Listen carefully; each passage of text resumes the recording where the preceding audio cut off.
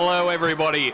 Welcome along to the 9th and final round of Apex Reelwing Season 10. We are here to cap off the season with an hour of racing around Circuito dos Cristais, also known as Curvelo. I am Liam Harrison, better known as Madbird, and it is my absolute pleasure to be joined in the box once again by Matty Dunlop. Hello, Madbird. I'm glad you're at least half attempting a Portuguese accent, because I'm looking at some of these corner names on the map and thinking, no way in hell I'm going to try and pronounce we're screwed. Yeah, no, absolutely. We certainly are. Welcome, folks. This is round 9 of the Apex Reelwing, Season 10 of the 1986 Opala stock cars. We're in Brazil once again for a 1-hour enduro to cap off the season, and it is a very tight race for the championship at the front. Ziras leads Brenton Foley by 33 points. Here's the points classification coming up now. There's the confirmation. It's only Ziras and Brenton Foley who are mathematically eligible for the championship at this point, with that gap of 33. Goofball Antics is quite a way back in third on 610, with a resist behind in fourth. We've got Birdo P5 in the points, with Scott Murrell, the debutant this season, in P6. Nether is 7th, Roadhog is 8th in points, Bagsy is 9th, and Sam Smith, who I don't think is present tonight and hasn't been present for a lot of races this season, unfortunately, is 10th in the points. We've got 150 up for grabs for this race alone, with 120, I believe, that is correct, going to second place. So that's big points differences between first and second. So this is going to be, despite what that 33-point gap may suggest, this is going to be an incredibly tight championship battle. It absolutely is, and Foley has been on pretty decent pace so far in practice. He's about a 10th per second down on Ziras, but that's been pretty consistent, I think, this season. Foley's only out-qualified Ziras on a couple of occasions, but he's had very good race pace when it's come to the actual race itself. So definitely, this is going to be an interesting one to watch and see who is able to come out on top. And I've missed a couple of races, Matty, while I've been recovering from my illness, but not the Rona, thank goodness. A different variety of flu that knocked me on my ass for 3 weeks. But I'm very glad to be back, and very glad to be sharing the box with you once again. It is great to have you back, Madbird, and it is very unfortunate that you did miss the last 2 rounds, because our crackers, especially Nazareth, bloody hell, every time I think about that race, my heart rate goes up a few beats per minute, because it was mental. I was laying in bed watching it with my iPad between my legs, and it was as you say. I was so close to going like Ziras has got this, and then there was about 6 safety cars in the last 15 minutes of the race, and absolutely turned it on its head. There's the podium.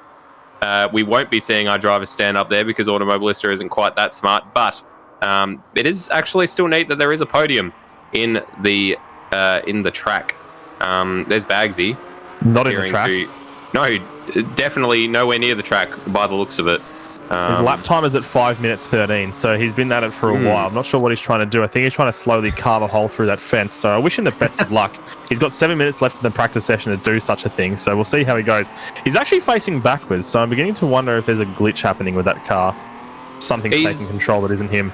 It's a bit of a Bagsy classic to attempt to find ways out of bounds on tracks, and to try to sneak his way out of tracks and find odd jumps in the geometry and stuff. He is also running for the first time tonight with triple triples with 3 monitors. So he could potentially be still troubleshooting that. He hopped into the Discord about half an hour ago with a bit of panic in his voice, saying, "Does anyone know how to make AMS use triples?" And Brenton Foley jumped to the rescue, but yeah, he's still just... Oh, never mind. He's back at it. And he's facing the wrong way. I didn't even realise. Well, he's certainly not going to be purple this sector. He's up to 6 minutes 20 this lap, so we're just having a look at a replay that somehow Stairs has gone all the way back through 5 minutes My goodness. of footage while it was happening. So he just spun to the inside of the track and just hung out for a bit, I guess. Yeah. Fair enough. We've only got the 5 minutes and 50 seconds left in this practice session, so perhaps he was...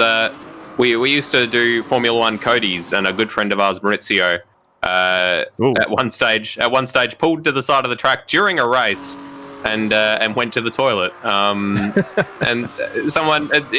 he suddenly reappeared, and someone said, "Maurizio, wait, what happened? Why were you pulled over?" He's like, "I went to the toilet," because he was Italian. So it was so perhaps something like that. We're now seeing Scott Murrell, who I don't think it's controversial to say has been having not a fantastic night.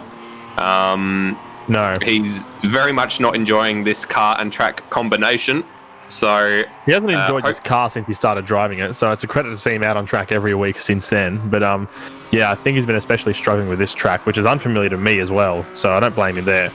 Yeah, it's unfamiliar to me, which it didn't help that our commentary friend Stairs did say that it was Curitiba during the last week's broadcast. Which honestly dampened my spirits a little because I'm not a big fan of Curitiba, but I've never seen a race around Curvelo, so my spirits are buoyed once again, just imagining what we're going to be seeing tonight. It's a pretty new track. Wikipedia is telling you it was built in 2016, so very recent. Very recent indeed. It doesn't look very recent if you look at some of the buildings and whatnot. There's no tarmac runoff. It is definitely not a tilkodrome in any sense of the word. In fairness, it's in Brazil. I'm not sure if they've got enough tarmac. They were probably 2016. They were probably no, never mind. I thought that the 2016 was when they had the Rio Olympics. I was going to make a joke about them using all the tarmac for that. It was, wasn't it? Was it? It was 2016. Oh my goodness! So I had an incredible rip on the Rio Olympics that I second guessed myself on and didn't use. So I guess hopefully that's the worst. Hopefully that's the biggest commentary blunder I make tonight. Well, now that you've said that, it definitely isn't going to be. You know that for a fact. There's some tarmac. There's some of the best quality stuff they could find. In case you weren't sure what tarmac is, that is what it is. That on the right there where it gets all splotchy, that's called marbles. And on the left you can see the darker part. That's the racing line. For anyone that happens to be anyone that's happened to have clicked on a sim racing link on YouTube, being completely unfamiliar with racing, welcome along. And that is what marbles and the racing line are. There we go. We've got some cars for you now, folks. If you felt a bit lost, that's a ripple strip that Goofball Antics has just driven over, and another one, funnily enough. They're all over the place. Those are tyre barriers on the outside of the track. Look how big the foam blocks are. The foam blocks are like the size of esky. They're like eskies, aren't they? They're massive. They're even, honestly, I'm just watching Resist go past one, and gauging it by the size of his car, it looks almost like a fridge size. Like, could be. They've probably just gone to the tip and painted numbers on the side of the things. They've gone and found, everyone bought new fridges, and they're using the packing foam from those, and they've just spray painted some numbers on them. Except you wouldn't spray paint onto styrofoam because it burns the styrofoam away. You would stick a bit of cardboard onto the front that you would then paint on. I know this because I tried to steal a foam board from Phillip Island at the MotoGP. I mean, what? I didn't say that. You came upon one and you tried to give it a loving home. It was my life's dream to steal one of those because I'd seen people doing it so often at the V8s. It was always a charge onto the track to rip them out of the ground before somebody else did, and I'd always missed it. There's one. That one's called 50. And the one year at the MotoGP, I happened to wriggle one out of the ground because no one else seemed to be interested in it. And I made the mistake of just walking straight for the exit gate with it, and the security guard just looked at me. And I basically had to admit defeat. I'm surprised that they don't. How do people usually get away with it? I'm struggling to. I'm like. Well, I now realise the strategy at Phillip Island, because Phillip Island, I'm not sure if you folks have been there a huge amount, but it's a pretty isolated track in terms of surroundings. So you could very easily just like walk 50, 100 meters up the fence from the gate, have your mate exit before you, throw it over, and then just go out and collect it. And then the security would be none the wiser. Or they probably would be pretty wise about it, but what are they going to do? There would probably be some the wiser, but, you know, unable to leave their post to do anything to stop you from making off with your ill-gotten gains. Because as soon as they leave that post, there's going to be 4 more corner markers going right out the gate in front of them. Absolutely. There's not. No one else cares about them except me. And I was even thinking about as I was driving away, it was half bitterness of not being able to make off with one, but half, what would I have actually done with it? It was huge. It was about 1.5 meters wide, 1 meter long. and I just had no like. What was I going to do with that? I've got a very similar story of I'm not sure if you remember that, you know, the sort of the big guy from Modern Family. I think the actor's name starts with Eric. He plays one of the gay the gay couple. He did some ads Eric. for his name is Eric. Thanks, Matty. His full name's Erica.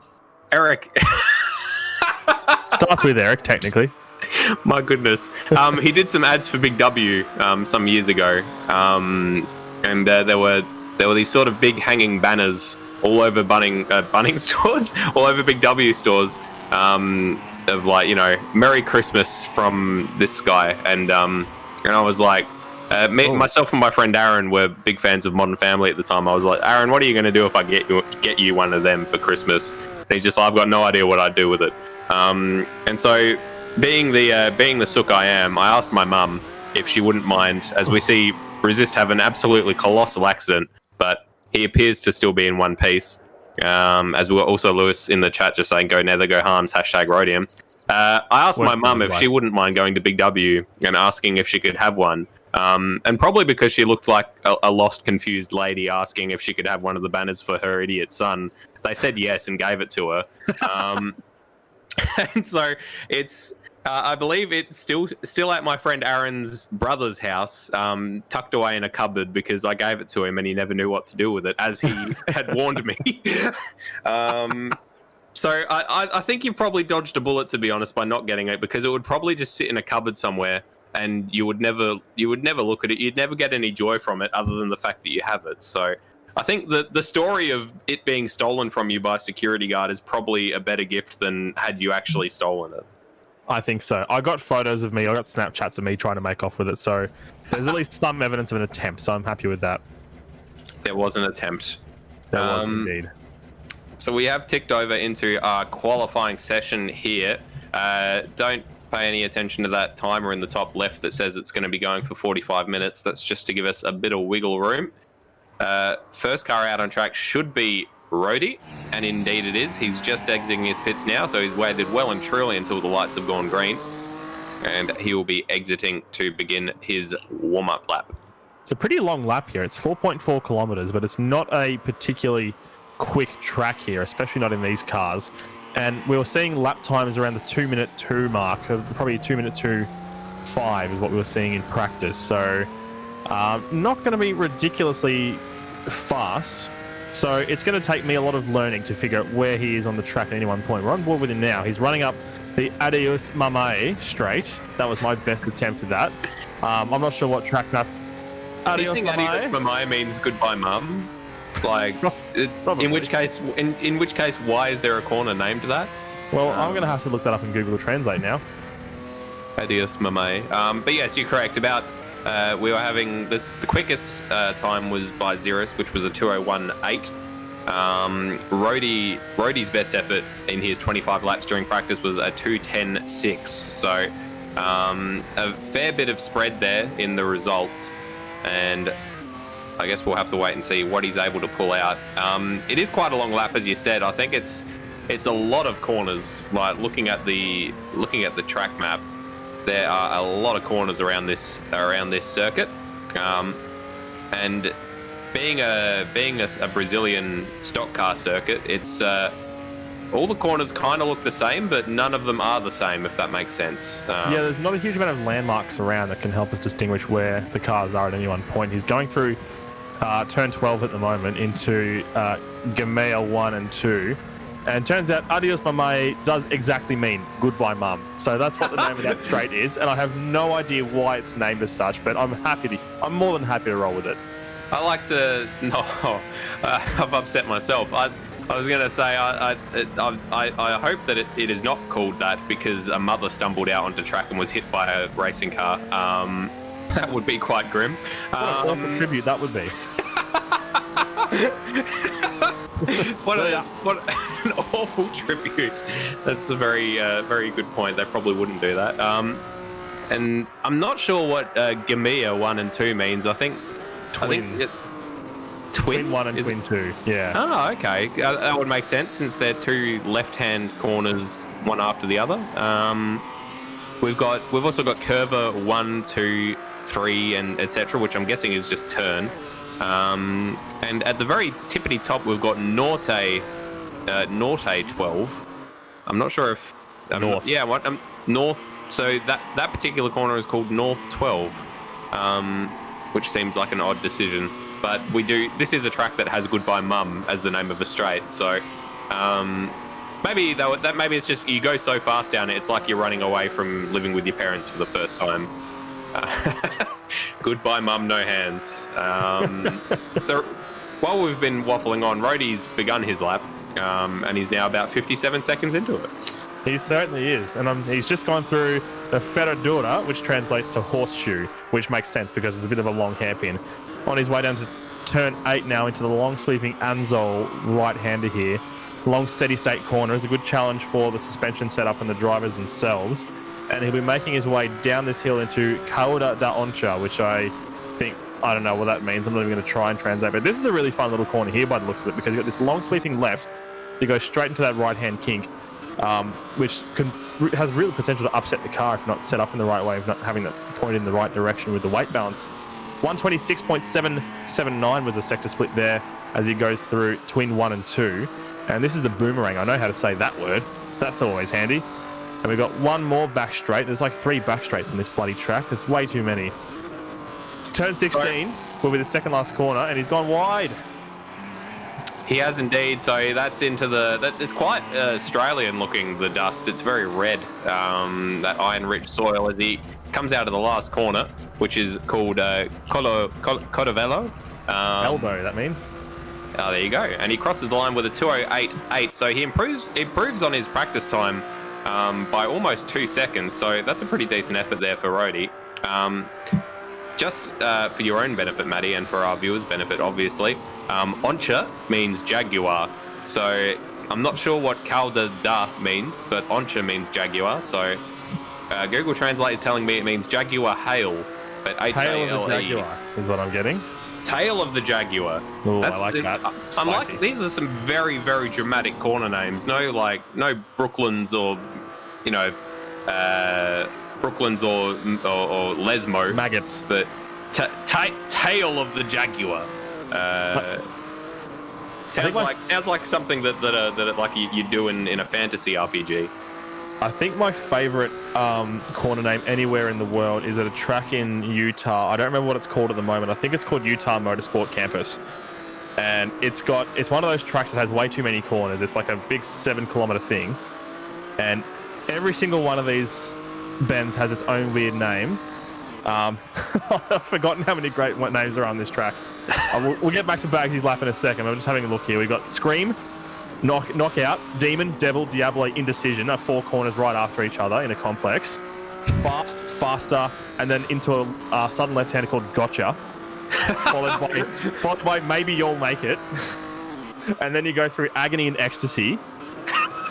First attitude, second attitude, bad attitude. And there used to be, I'm sure, at this track, there used to be a corner called the Bitch. It was either at this one or it was somewhere else. It may even have been VIR. I'm not sure. But meanwhile, Bagsy's gone... I can't say he's gone wide there. He's gone narrow, hasn't he? He's cut across the inside of that corner. He has. He's gone incredibly narrow. He's bothered the apex in the way that we usually don't see apexes be bothered. He is up currently on the time he set in practice, so he'll be happy with that as he goes through. I think that was the last corner, the elbow. And he's coming down towards the line, so it looks like he's going to be faster than Rhodey. Actually, it's going to be quite close. He's going to be slower than Rhodey. He is 4/10 of a second behind Rhodey is Josh Bagsy, so that time was about 2 seconds slower than what he did in practice. So complete opposite fortunes for Bagsy compared to Rhodey. Yeah, lost a lot of time there running narrow through one of those corners there. And it was actually the same corner where he spent 5 minutes trying to get through the fence. So maybe he's just returning to see an old friend there. Scott Murrell is on his lap now, and he's been struggling with this track throughout the practice session so far. But we know he's been pretty quick so far this season. He's been just shy. He's had a couple of podiums, as a matter of fact. He was on the podium in the feature race at Mosport followed by the endurance race at Nazareth. So he's definitely quick. He's been getting a hell of a lot of 4th and 5th places as well throughout the season.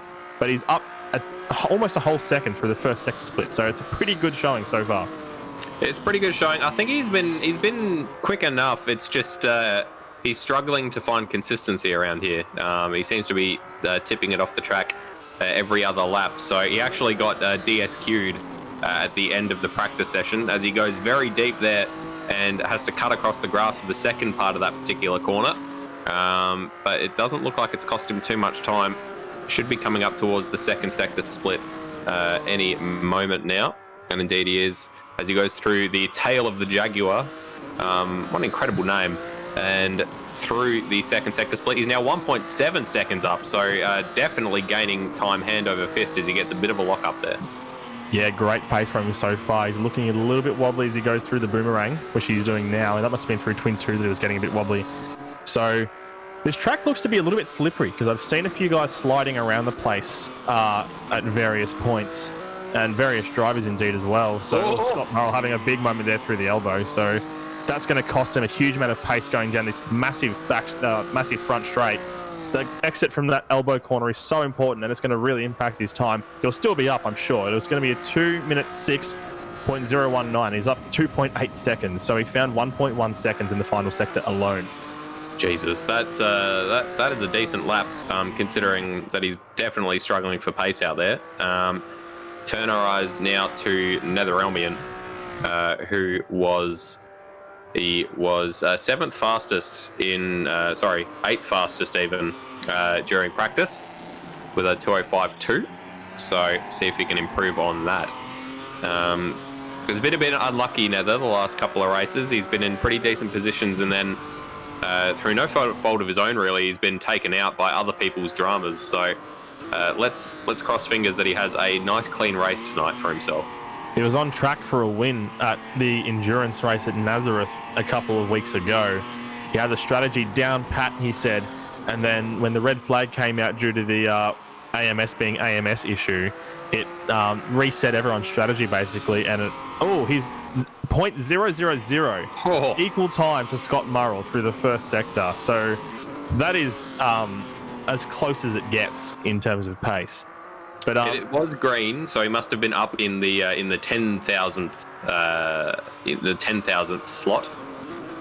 I'm not sure if we can find any micro splits, any like 10,000th of a second on the ARW League streaming. It'll tell us after. I'll maybe have a squiz at that if it still happens to be relevant by the time he completes the lap, but I'm sure it won't be. Unless he can somehow keep it to the exact same time as Scott Murrell the whole way around, which I highly doubt, but you never know. He's up half a second now. There you go. So he's found a lot more pace in second. He has indeed, as he comes into Norte 12. And then this is the Twins, Twin 1 and Twin 2. No, never mind. This is Boomerang that he's going through. I'm learning the corners myself, so I do apologise if I confuse you all. Going through turn 16 and then into the elbow. Quite an aggressive change in weight balance as you go through those two corners. And onto this long straight, down towards the start-finish line. And he's looking good for provisional pole position, and he does with a 2:04.6, so does better than his practice time. He'll be happy with that. He certainly will be. That's put him ahead of 3 drivers on the grid so far, which is always a good start to a qualifying session. But now Roadhog is coming out on track to set his lap. So Roadhog hasn't really been able to produce too many particularly high results in races thus far. He's got a highest finish of 5th, which he had at the first race of Casbar Milne, and also the sprint race at Mosport, as well as the sprint race at Santa Cruz last time out last week. So he'll be hoping to see if he can get himself a little bit higher than that. We've seen him running up as high as, I think, 4th, accounting for pit stop strategy at times. But he's just found himself coming unstuck with spins and unfortunate accidents and whatnot. So just waiting for a little bit of good luck to go his way as well in that Marlboro HDT machine, in that lovingly created livery that he's created himself. And he'll be coming up on a sector split pretty soon, I would imagine. He's going through Pequizero, which I could not give you a translation for, I believe. Oh, and he's marginally up on Netherelmian's time. Yeah, Pequizero, going through the Ferradura. the horseshoe, as you rightfully pointed out to us, and then down another straight that doesn't have a name, so I'm going to call it Adios Papai, just to have a bit of an echo as he goes through turn 8 and Anzol. Does Anzol have a meaning? Did we determine that? It sounds like an oil company name, but I will get a translation for you to see if there is one. Anzol does sound like an oil company name. While you're at it, Fishhook. That makes sense. I can see that actually. Looking at the track map, as Roadhog is actually his advantage is flipped. He's now half a tenth down on Netherelmian's time, where he was half a tenth up, and he's come unstuck. Going through, I think that was Norte 12 or twin number 2, in fact. Yeah. That is a shame. Yeah, very tricky. And just came unstuck, went wide. Didn't lose anywhere near as much time as I expected, to be honest. He's trying to get his line right through curve 16 in the elbow there. You've really got to late apex both those corners so you can get as fast a run down the main straight as you possibly can. What can Roadhog salvage coming down the main drag now? It's such an agonizing wait before he gets to the line. 206.234. He's down 1.6 seconds and he's lining up provisionally third.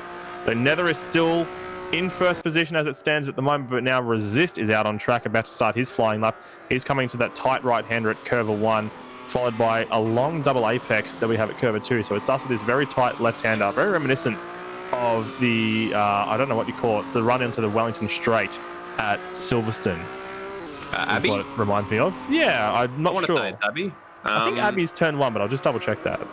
I will point out that it considers the tight left and then the second left of those two corners to be one corner, which I think it's come up fairly often. Our disagreement with corner numbering, as Resist has a bit of a glaring moment. We've had some disagreements with people that number corners on whether something should be even considered a corner. I would argue that those should be two corners because they're pretty distinct. The hard left after the first corner, and then there's another left onto the by mum straight. I agree. I think because there's such a big gap between them, you really treat them as separate events when you go through. Whereas with a lot of chicanes, you treat the whole complex as one event that you have to process before you get there. Those two corners, those two aspects of Curve 2, you sort of do have to look at differently, as Resist is down 0.253 through the second sector, so he's lost a little bit of time, but not a huge amount. He's sliding all over the place, and he's around. He's so close to being around in Curve 2. Gamea 2, I should say, as he goes to the boomerang. That corner's been catching everybody out. And I mean everyone and their dog. I haven't seen anyone go through there cleanly yet for a long time. Yeah, I was about to remark he's driving over the tread marks from Roadhog where he had his excursion, and then he had almost the exact same excursion. So he managed to catch his as well. A little bit messier, I think, than Roadhog. So I've got a feeling he might be behind him, and he is indeed down in 4th place. So ended up being 1 second behind Roadhog, and he's straight back to pits and probably quite annoyed with himself. Yeah, I can definitely imagine. That's a long way off. It's not where he wants to be. Now looking at Birdo, who had that win earlier on in Nazareth, that miraculous, oh my goodness. He's put it in the fence on his warm-up lap. That's not what you want. You want to hope he hasn't caused any damage, but he's got an awful run down the main straight now. So that's going to compromise his lap big time. Thankfully for him, it's not as much of a run from the line to turn 1 as it is from from the elbow to the line. Let's have a look at replay now. And he doesn't look to have caught much damage, but he has copped a massive dent in his time. So he's going through turn 1 now. This bit reminds me of Silverstone. That would be Village. This is the loop on Silverstone map. And then you'd go through what would be Aintree is this corner onto the Wellington Straight. But instead here we've got turn 2, and Bye Mum. Bye Mum, he says as he runs away with his pocket money to buy something from the corner store. Yeah, Killer Pipe. There you go, Killer Pipe. I was trying to think of I was going to say something that used to be called Redskins, but is now called Red Rippers. That's right. I forgot the name of it. Used to buy. They were 5 cents a piece at the deli in Wollonga, and I would go down with $5, and I would buy. That was Wally's Deli. That was Wally's Deli, as my companion Stairs has just said in my ear. He remembers. But yeah, 5 cents a pop. I'd go down there with a $5 note, get myself 100 tiny little Redskins, and my goodness, would have taken you a week to pick all that out of your teeth. The energy I would have, I'm sure Mum wasn't appreciative of it. I can only imagine. We've got Luke.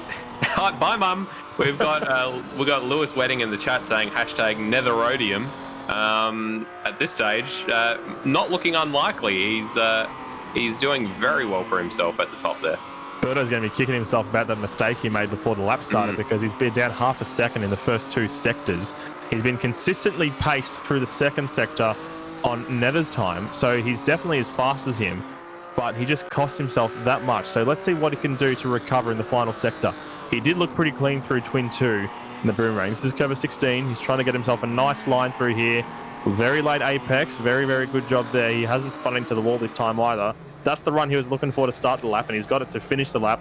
Charging down the main straight now. He's not going to be close to a 204 by any means. 205.104. He still made it to second, albeit 0.475 off of Nether's time. And now we are seeing Goofball Antics in that all-black machine take to the track for his flying lap. I reckon Birdo would take that, to be honest, considering the start to his lap he had. To only be 0.5 of a second down on provisional pole. Yeah, I don't think he'd be too upset about that. Upset with himself, obviously, but not too upset with the result. Goofball Antics was a clear third in practice, so hopefully he can take the fight to the 2 front boys and give us yet another of his exciting podium interviews. Yeah, can't wait for that. We're going to really keep him on his toes at the end of this race, so we can assure you of that, folks. He'll be coming up on the first sector split now, and he's half a second up. Massive time difference between himself and NetherRealmian. Yeah, Nether nice and consistent through his lap, and I think he's sort of being flattered by a few of our runners having very bad runs, rather than you just catch Foley throwing it right out sideways on his outlap behind him. Honestly, I think I'm desensitized to it. I saw it and just didn't react because it's how I expect to see Foley's car nowadays. That's totally understandable. It's like quite like when Kramer slides through the door. You sort of the first season people lose their crap over that, but then by the last season it's kind of like there's sort of like a pity laugh as he slides through the door. It stops being funny after a while. Going through Twin 2 and then into Boomerang, so he has managed to negotiate. Sorry, go ahead. He was just over a second up in the second sector, so he's got a lot of pace under his belt, and he's on for a very, very good qualifying result. He's surely going to pip Nether at the line, unless he stuffs this corner, which he hasn't, thankfully for him. So he's going to plant his foot as hard as he can. He'll be on for a 203 point something or other as he comes to the line. What is he going to do? 203.635. And that is just shy of a second faster than Nether. That's a great lap from Goofball Antics.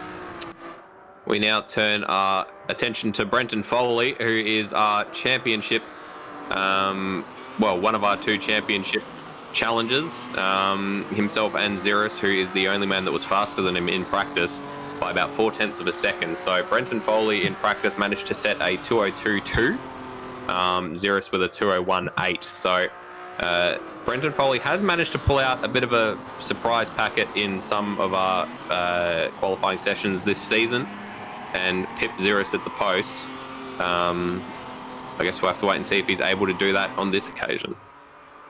Going through the Curva da Aurelia, which is the ear curve.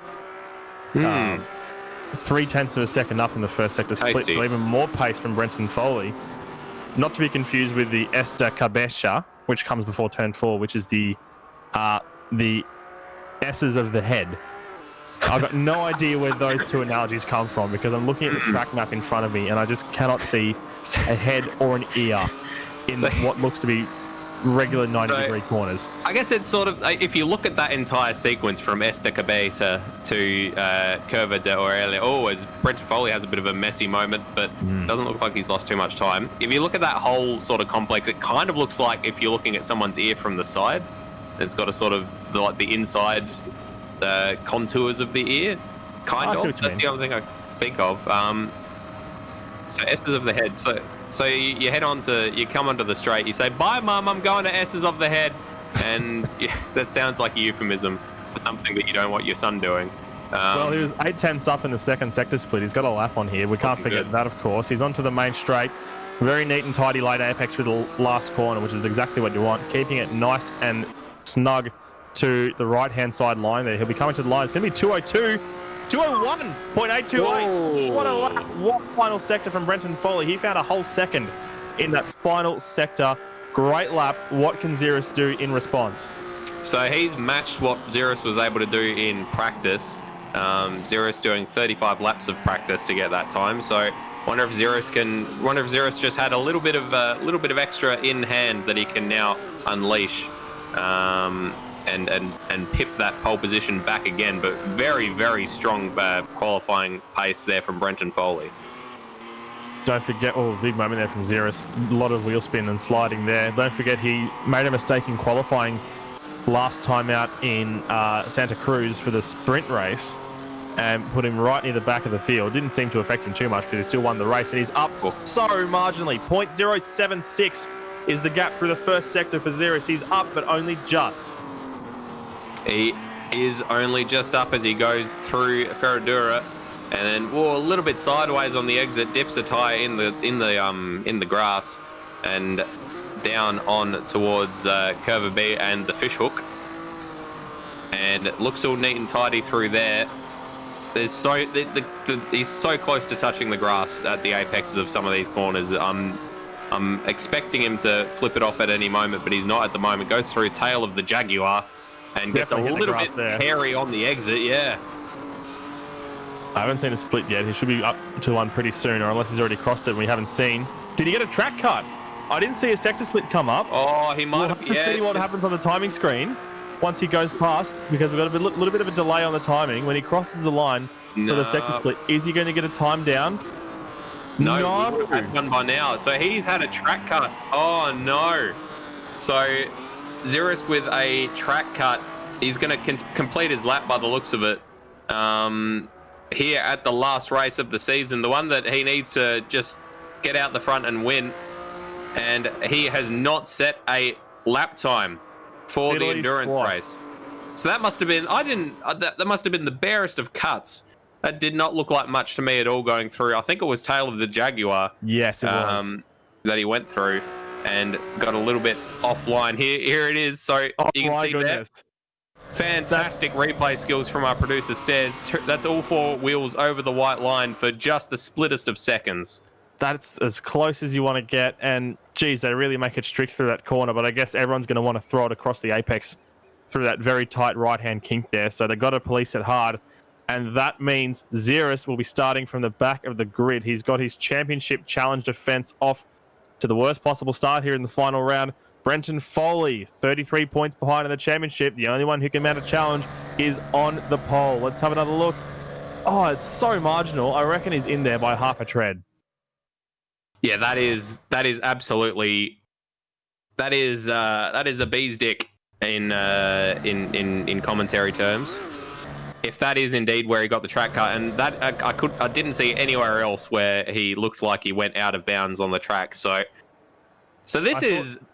Sorry, go ahead. I thought maybe on the run into the tail of the Jaguar, but he seemed to keep at least two wheels on the track through that long left-hander. So, because I saw a few guys cutting the corner there a little bit tighter. It was definitely before Norte 12, and he seemed to be on track for the most part before then. So I reckon, yeah, tail of the Jaguar was what stung him. He got stung in the tail of the Jaguar.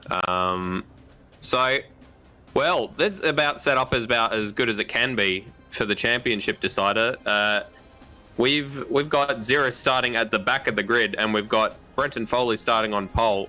He did message me earlier, and he said, "I'm sorry that I've made the last race boring and that I blew up my engine."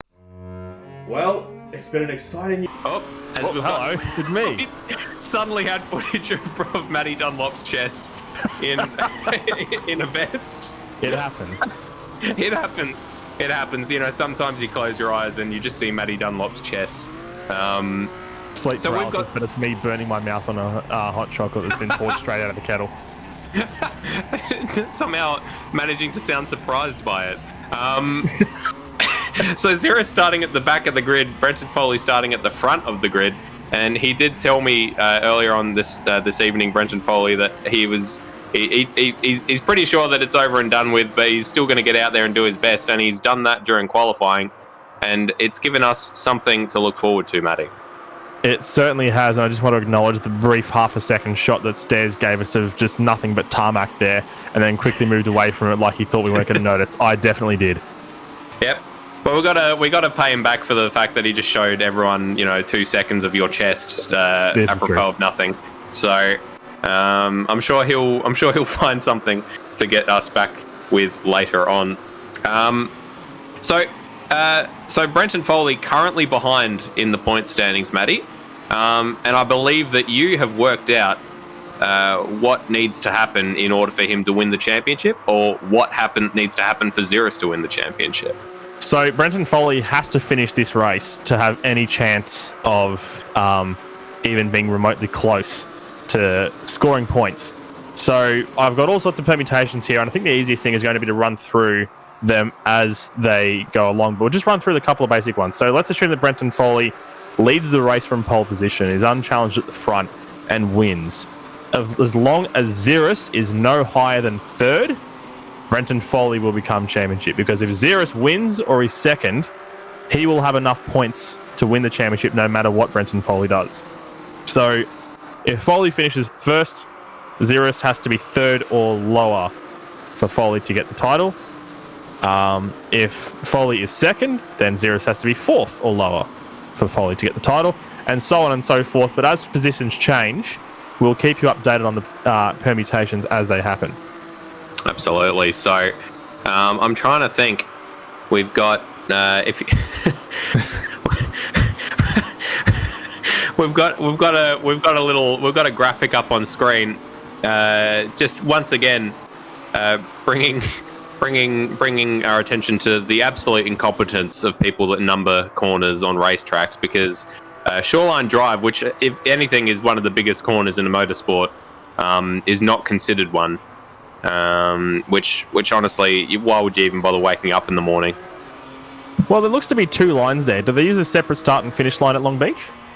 I believe they do. Yeah, you start further along, but you finish closer to the last corner. Because that, I think, yeah, I wouldn't. 2 and 3 I'm okay with, because there's actually a roundabout there, so it's quite a and there's a bit of a distinctive complex. There's a distinctive left-hand kink before the right-hand roundabout. However, 7 is a bit how you going. 6 and 7, I'm in 100% agreement with our producer Stairs over. That is some bullshit.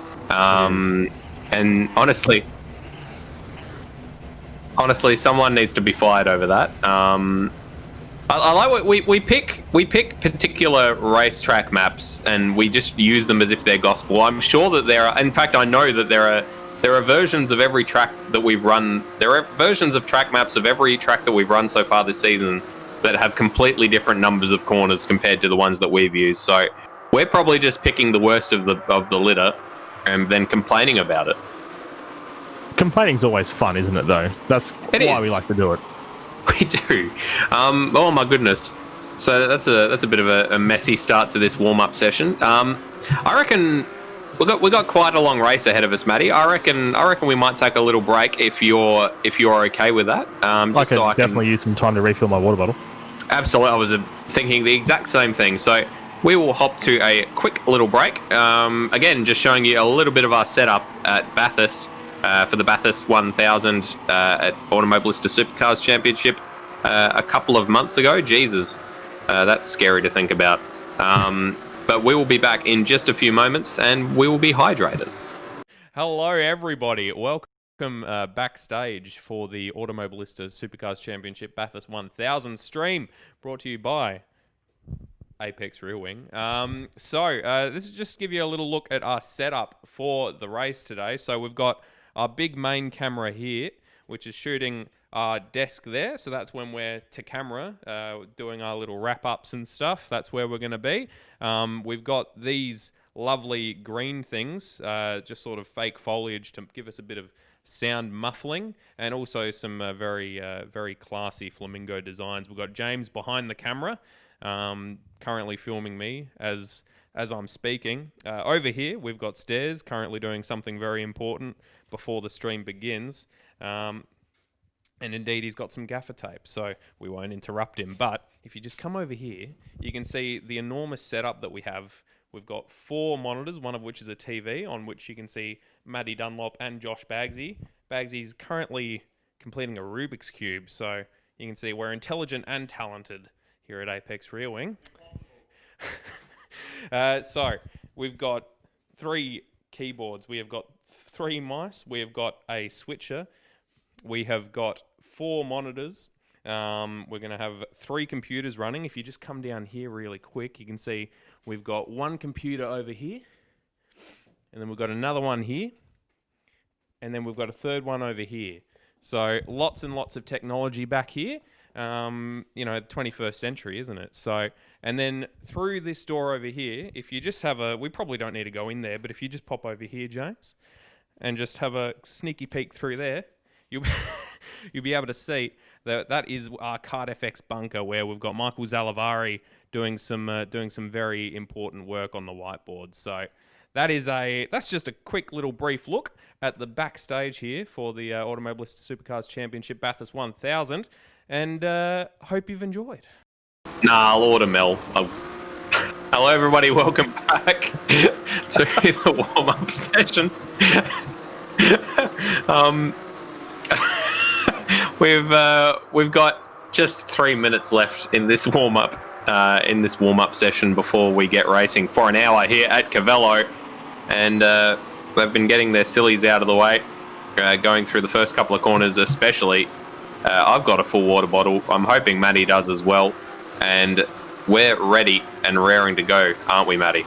We certainly are. I definitely have a full water bottle. I'm ready to get hydrated for the next hour as we watch some fantastic racing around the Curvelo circuit, which we know not very much about, but we're slowly learning over the course of the evening. Has some very interesting corner names, both good and bit how's you going. So I try to say how's your father and how you going at the same time. And how's you going? How's you going? How's you going? Bye, Mum. Bye, Mum. I'm still. I want to know what the story behind that is. This just seems like it's a very specific thing. Anyway, got 2 minutes and 20 seconds. Maddie, I hesitate to ask, but what are your predictions for this race? Oh, yeah, that is a big hesitation that I'm having right now. And I think Ziras. I think Brenton Foley's going to put in the defensive drive of his life. I think Foley's going to take it out. He's going to win the race, but Ziras will be. Oi, that's close. That's not close at all. That's a massive impact. My goodness. I think Foley will win the race, but Ziras will finish second and win the title. I agree with you. I was looking through the field. I'm trying to think who would come second to force Ziras back a line. I get Goofball is very quick and he's very good at defending, but we've also seen in the past when someone's coming up that he knows is quicker than him, he tends not to fight it too much. Which, while probably good for his consistency and race finishes, is not great when it comes to us watching. Sweet slow-mo. Oh my goodness, it just doesn't stop. My goodness, this is a horrible accident. The other thing is, we are racing for an hour. Anything could happen. Who knows if Ziras will even finish the race? Perhaps it's his time. It's his turn to money shift his engine into oblivion, just like Brenton Foley did at Nazareth.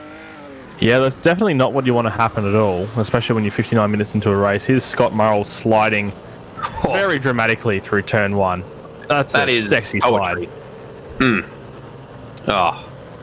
Does he catch good it? Thing I got this water because I need a shower watching that. That is intense. And then the switch back. Yeah, a little bit. And Ziras is closed up immensely under braking during that particular sequence of corners, and we now see he has passed him. Obviously, just a practice session. Looks as if Ziras will be starting from the back. We know that he's very quick, and he started from the back last week. in one of the races and still managed to find himself at the front pretty soon. So I think it's more a question of when he finds his way up to second, not if. And then I reckon just an hour of racing, safety cars, strategy. Not Ziras' strong point, must be said. There's plenty of things that could be thrown into the mix that will bring this man here, the garage that you're now looking at, that will give him the championship. And we're just gonna have to. You know, they say be the change that you want to see in the world. We're gonna manifest this, Matty. We're gonna have a lot of positive energy. That we're gonna have a very interesting race, and that Ziras is not gonna have many things go his way at all, and that we get to see an absolute scrap. For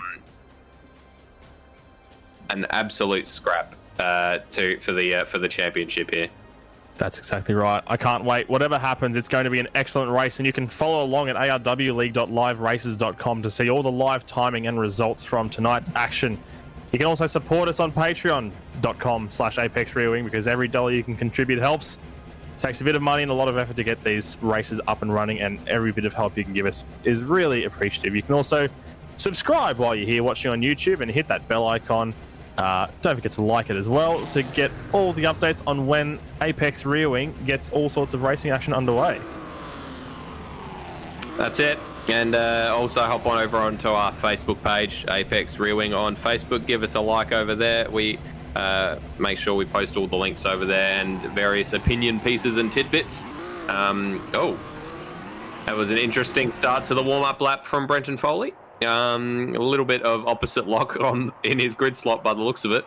But Matty, I'll let you take us through the grid. Brenton Foley, 33 points behind in the championship standings, but he starts on pole position. The best possible start he could have asked for. He'll be leading them down into turn one. He'll have Goofball Antics alongside in second, who's got a lot to prove. He's trying to get that first win of the season after spending so many races on the podium. Is this going to be the race he finally gets that first win this season? Nether Elmin, with a fantastic result in qualifying, is starting from third on the grid out of the second row. Phenomenal job from him after finishing what I believe was seventh in practice. Birdo is in P4, lining up next to Nether on the second row of the grid with Scott Murrell, who admittedly doesn't like this track or the cars very much for that matter. Starting from fifth, still a pretty good result, despite that and the massive slide that we saw earlier through turn one. Roadhog will be out of P6 on the grid in the Marlboro Velocidade de Forza de Explosão Virilha. I don't know if I pronounced that correctly. I gave it a red hot crack. So, thank you very much. I thought I made a dog's breakfast of it, but apparently it's not too bad. Resist will be starting from seventh on the grid for the Union of Somalia and Slavs Racing, ahead of Rody, who's P8 in qualifying. Josh Bagsy will be starting from ninth after that mistake through Yamea 2. And Ziras, the tale of the night, the championship leader, will be trying his best to clinch that title, starting from the back of the grid in 10th position. But he has the benefit of an hour-long race coming up. There's a lot of pit strategy to play out. There's a lot of time to make up ground. He can afford to be as patient as he needs to as he gets past cars. All he has to do is stay out of trouble, and he's in with a serious shot. He's in with a very, very, very high chance of taking the championship. There's permutations all the way through here. So if Ziras finishes 10th, somehow finishes 10th, whether that be due to lack of running or whatnot, he will still be champion if Foley finds himself 5th or lower.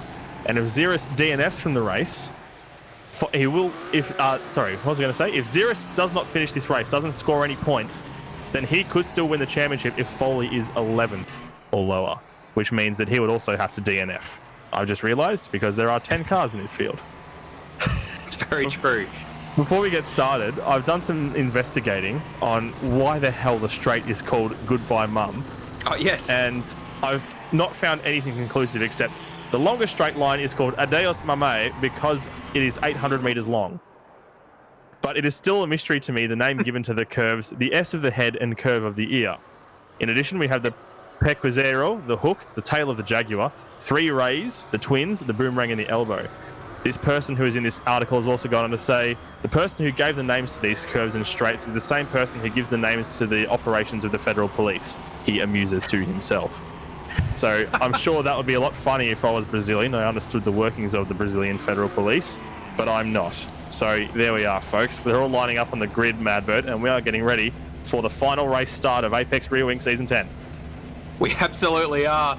I'm honestly still lost. Why does it being 800 meters long mean that it should be called Goodbye Mum? But we've got 4 lights, we've got 5 lights, and we have got no lights as they are off and away. A lot of wheel spin there for Brenton Foley, but looks like a good start, and he is well and truly ahead of Goofball heading into the first corner, with Scott Murrell coming right up behind Nether. Nether holding on to that third position at the moment, and Birdo now trying to look around the outside of Scott Murrell, going through the very, very long and double apex turn 2. Behind them, we've got Resist down the inside of Roadhog, making up a position off the start. And at the back, we've got Ziras already ahead of Rody into 9th place, and sizing up an overtake of Bagsy, going through S's of the head. Yeah, he's not going to get much done around the outside there, but he's got the inside line for curve number 4 here, and he's going to take that position with a little bit of force there, grinding against Bagsy the whole way through. He's going to try and get the crisscross done on the inside, but nothing doing. Brenton Foley is leading the way by... Oh, we've had something happening up the front there. Brody's had an accident. Rody has gone directly off, coming out of Curva de Aurelia. He just oversteered directly up the hill and into the fence, where we saw Bagsy attempting to escape the boundaries of the track earlier on. So that's our first big accident of the night. No safety cars thus far, and here's a replay of that incident. So just snaps a tire on the grass and did it all by himself. Straight up, didn't look like too heavy of an impact, so should still be able to run with no issues. But that's sort of dashed any hope of a rhodium quite early in the race at this stage.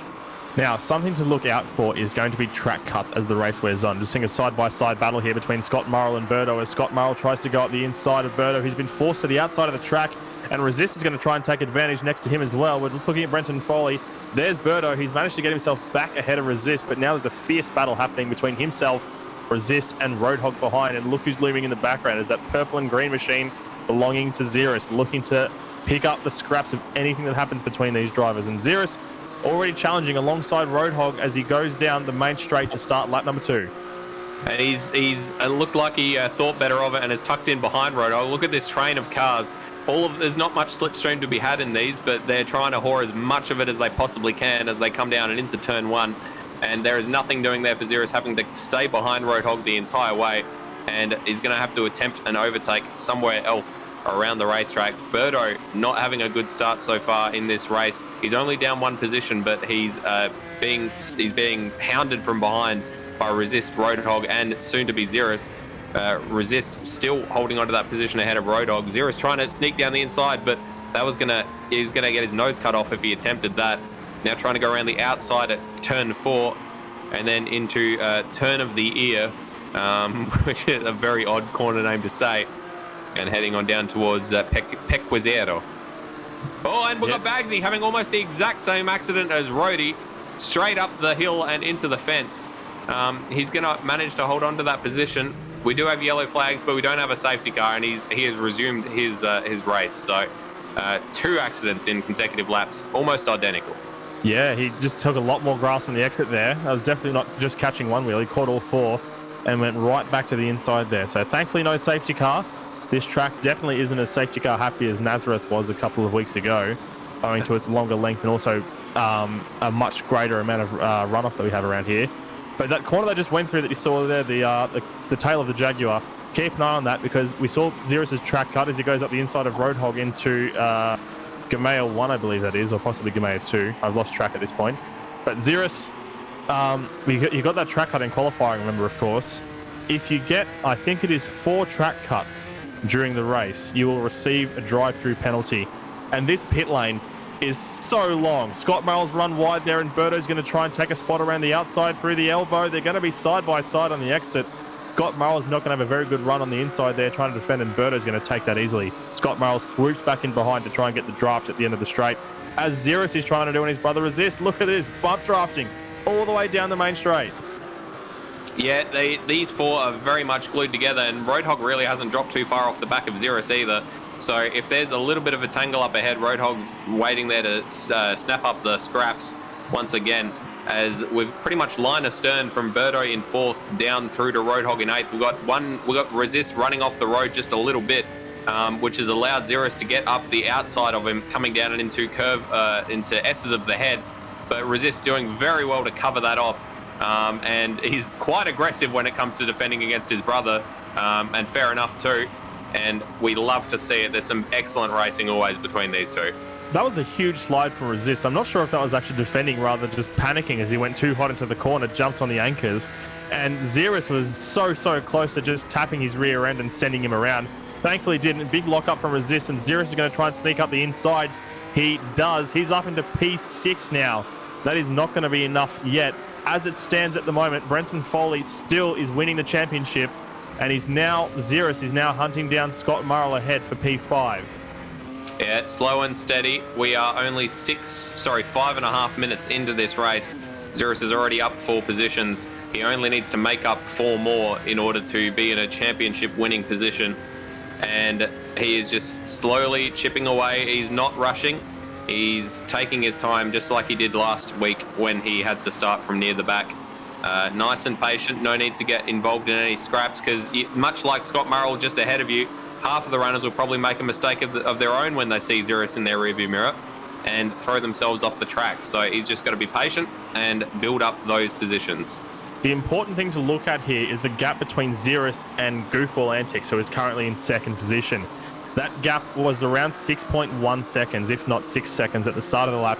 It's now expanded out to 6.7. So all this time that Ziras has spent stuck behind Scott Murrell has given Goofball Antics, who has no traffic in front or behind him, a chance to just take advantage of the clear air, and just push out consistent laps. Ziras can see Goofball Antics up ahead as they go through turns 1 and 2 here, but he's just nowhere near catching him, and Goofball is stretching that gap out, as is Brenton Foley at the front. That gap between Brenton Foley and Ziras is now 10.5 seconds, so massive amount of time, although it's not super crucial for Ziras to have to catch up to Brenton Foley in the lead, but he does need to catch Goofball Antics, and that gap is now 7 seconds. It's expanding by 1/10 of a second every sentence. Yep, he's just making more work for himself the longer that he stays behind these runners, which obviously if there's a safety car at some stage could very well just eradicate that. As he looks to have a go at Scott Murrell, that was always going to be an airplane crash if he dove in from there. But this is the 3rd time in as many laps that he's gone down the inside of Ferradura and very nearly pulled off the overtake. In fact, I think he has. No, he hasn't. Scott Murrell is still up alongside him, and I don't think Scott's going to give that one up without a fight coming down and into turn 5, and he doesn't. Down the inside as Ziras tries to get a better run coming through Anzol, but is not able to do so. And Scott Murrell doing very well to defend, though. A couple of tyres in the grass. They're going to be going through tail of the Jaguar, and Scott Murrell manages to cover it off. Very good defensive driving there from Scott Murrell, although behind them, Roadhog's around. Roadhog is around in his attempt to chase down Resist. And so is Bagsy. Bagsy's had a spin of his own as well behind. Safety car. We've got a safety car, as it looks like. I'm not sure if that would have been Bagsy or Roadhog. Pretty hard to tell when they were both having an accident at the same time. But that is a safety car, which is a free kick for Ziras, in as much as it's going to completely nullify that time advantage that Goofball Antics and Brenton Foley were building up that you were talking about, Matty. And it's going to bring everyone back into play. So Nether's actually diving into the pits, so that's quite an early pit stop. Very early. There's not exactly a quota of tyres they have to take here, and I'm not sure how long the tyres will last, and the fuel, I should say. But this is 4 laps in, and Nether's already coming in for a stop. So maybe he's just trying to put himself on a different strategy to the rest, and that is a strategy in itself. Just being a little bit different from everyone else, finding yourself in a different position if things get turned on their head once again, could prove to be a deciding factor that could result in a major upset. We could see Nether challenging for a podium. We'll see what happens. We'll keep tabs on that, of course, because this is going to put him right to the back of the grid due to the massive amount of time you're going to be losing in a pit stop here. We're just seeing a replay of Roadhog's point of view, going through the tail of the Jaguar, right behind the battle here between Resist and who I think he just got a little bit hung up behind Resist there, had a bit too much of a run, found himself all over the back of him, had nowhere to go, had to jump on the brakes as he had 2 wheels in the dirt, and around he went. So yeah, Nether's coming out of the pits now, and he's going to have lost a lot of time, and there he is at the back of the grid. and he is now 15 seconds behind Rhodey in 9th place as he leaves the pit lane. I hope the safety car usually stays out for a couple of laps, so he should probably be able to catch back up to the rear of the grid as we see Bagsy's accident, which doesn't look quite as bad, but with Automobilista's strange safety car rules, him being so close to the track may well have been the reason that the safety car was called. So we do usually have a rule with not pitting under safety car. So we're not sure whether NetherRealmian may end up having a penalty or something occur. We'll have to wait and see what happens. That is what caused the issues in Nazareth with everyone pitting under safety car. So I guess we'll wait and see what happens when the green flag drops. That's usually when the penalties start getting given out by the game. But at the moment, so this has completely nullified any time advantage that Brenton Foley had built up. He's still 4 positions ahead of Ziras, but Ziras can now see him about 6 car lengths ahead, trundling along behind the safety car. So Ziras will very much like his chances of getting that 4th position from Scott Murrell on the restart, I feel. I think the safety car had a weird glitch there on the way out of the tail of the Jaguar and slowed right down to a stop. Nearly got rear-ended by Brenton Foley, as a matter of fact. Similar issues to what we were seeing earlier in the season, I think, or at least that may have even been in ASC that I'm thinking of at another track. So safety car quirks are always something to be careful of. And now we're seeing Scott Murrell duck into the pits, as does Roadhog and Josh Bagsy. So that's promoted Ziras up into P5. So that should be P4. So the timing has not updated as yet, because he's only got 3 cars ahead of him, and there it goes, updated to P4. So it could be that it's been fixed and there's no issue with pitting under safety car anymore. I guess we'll have to wait and see what happens when the green flag drops. But this has allowed Nether to catch up. He's now catching onto the back of the pack, as Bagsy, Scott Murrell and Roadhog are just finishing their pit stops. Bagsy's still stationary, actually, so might be repairing some damage. And yeah, at Nazareth, doing an odd strategy, a contra strategy, is what put Nether in an almost waste-winning position until they needed to reset the server. So it's definitely not a bad idea what he's done. It's just hopefully it doesn't result in a penalty of some description for him, as he's now caught up to the back of the pack. So that's put him into 7th with the 3 pitters of now, as Josh Bagsy just now leaves the pit lane. So I'm guessing he was repairing the damage that he copped in that first lap accident at, I think it was the Curvelo Aurelia, turn 5. So he had some damage from that, I imagine. And that's put him well back, but he's going to have plenty of time to catch up. He'll be able to go basically full pace if he wants. There's no delta times to have to adhere to under safety car conditions. Just got to find his way back onto the queue by the time the safety car comes in, which I imagine it won't do this lap, but I could be wrong. It tends to fluctuate just a little bit. It's usually between 2 and 4 laps that it stays out. So we'll wait and see. Bagsy will definitely catch the back of the train, because they're just going through sort of the midpoint of the track now, and he's already only a corner behind. So we will have all 10 of our runners line astern for this restart, and I have to see what Ziras is able to do off of the start, or perhaps it being a restart, perhaps there'll be some drama and he'll get tangled up, and maybe he'll even get spun out. We'll have to wait and see. It's never know what's going to happen with safety car restarts, and you know what they say about safety cars. They breed safety cars. Thank you very much. Thankfully, we've got single file restarts here, not double files, which can cause some absolute chaos in other racing categories, as Bagsy is caught up to the back of the queue already. Lights are still on the safety car, but they generally tend not to go out until the safety car is about 10 metres away from the entry to pit lane. It just goes psych and ducks in with no warning. So just seeing Brenton Foley in the lead getting some heat into those tyres, so I think he's anticipating a start happening very, very soon. Or potentially just desperate to keep some heat in his tyres. I don't think these tyres have a particularly high operating temperature as it is. but every little bit helps. And the lights are out on the safety car, and it is ducking into the pits. So it waited until the very last corner to let everybody know. And we're waiting for the green flag. And there it is. We've got green flag. Brenton Foley with the jump on everybody else. And Resist with an incredible start straight around the outside of Ziras, and has taken that position and has gone past Birdo for his trouble as well. Birdo's still on the inside of Ziras, and he's going to be brave. He's going to stay on the inside. He's going to try to avoid Resist and has managed to do so. And is going to try to go around the outside at turn 2 and not able to do so. Ziras trying to sneak up the inside of the second part of turn 2 and gets that position done on Resist. That was a very, very tidy overtake from Ziras, and he's up into third. So Ziras is already up into third, and it's only a quarter of the way through the race. And look who's 1.1 seconds ahead of him. It is Goofball Antics. So Ziras he's got that championship in his sights. He can see it already. At the moment, as it stands, of course, Brenton Foley would be champion, but only by 21 points. Just had a massive moment there. Yeah, Brenton Foley just absolutely sideways coming through the curve of the ear and giving me a heart attack. But he managed to catch it, as is his reputation. And you can see there how close Ziras already is behind Goofball Antics. So Goofball Antics hopefully is going to be able to get the elbows out and show some of his defending nous against the current champion-elect. Because otherwise, Ziras with a very, very good start on this safety car restart, up 3 places.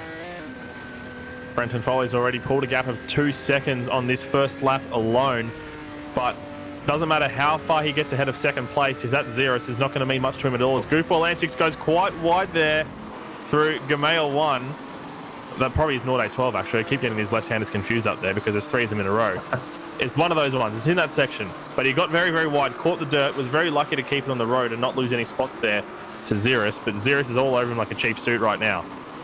He is. Yeah, they've got North 12 and then Twins 1 and 2. I'm not sure why they didn't just call them Triplets 1, 2 and 3, since they're all left-handers. But Ziras has got an incredible drag on the back of Goofball Antics coming down the straight. There's not too much of a slipstream in these cars, as we've said, so it isn't a guaranteed overtake, but you can see he's catching, but it looks like he eased off and just waits, bides his time. Goofball Antics goes a little bit deep through turn 1 and has a little bit of a messy exit. Had to dip on the brakes just a little bit more, and Ziras right onto the back of him again as they come out of turn 2 onto Bye Mum.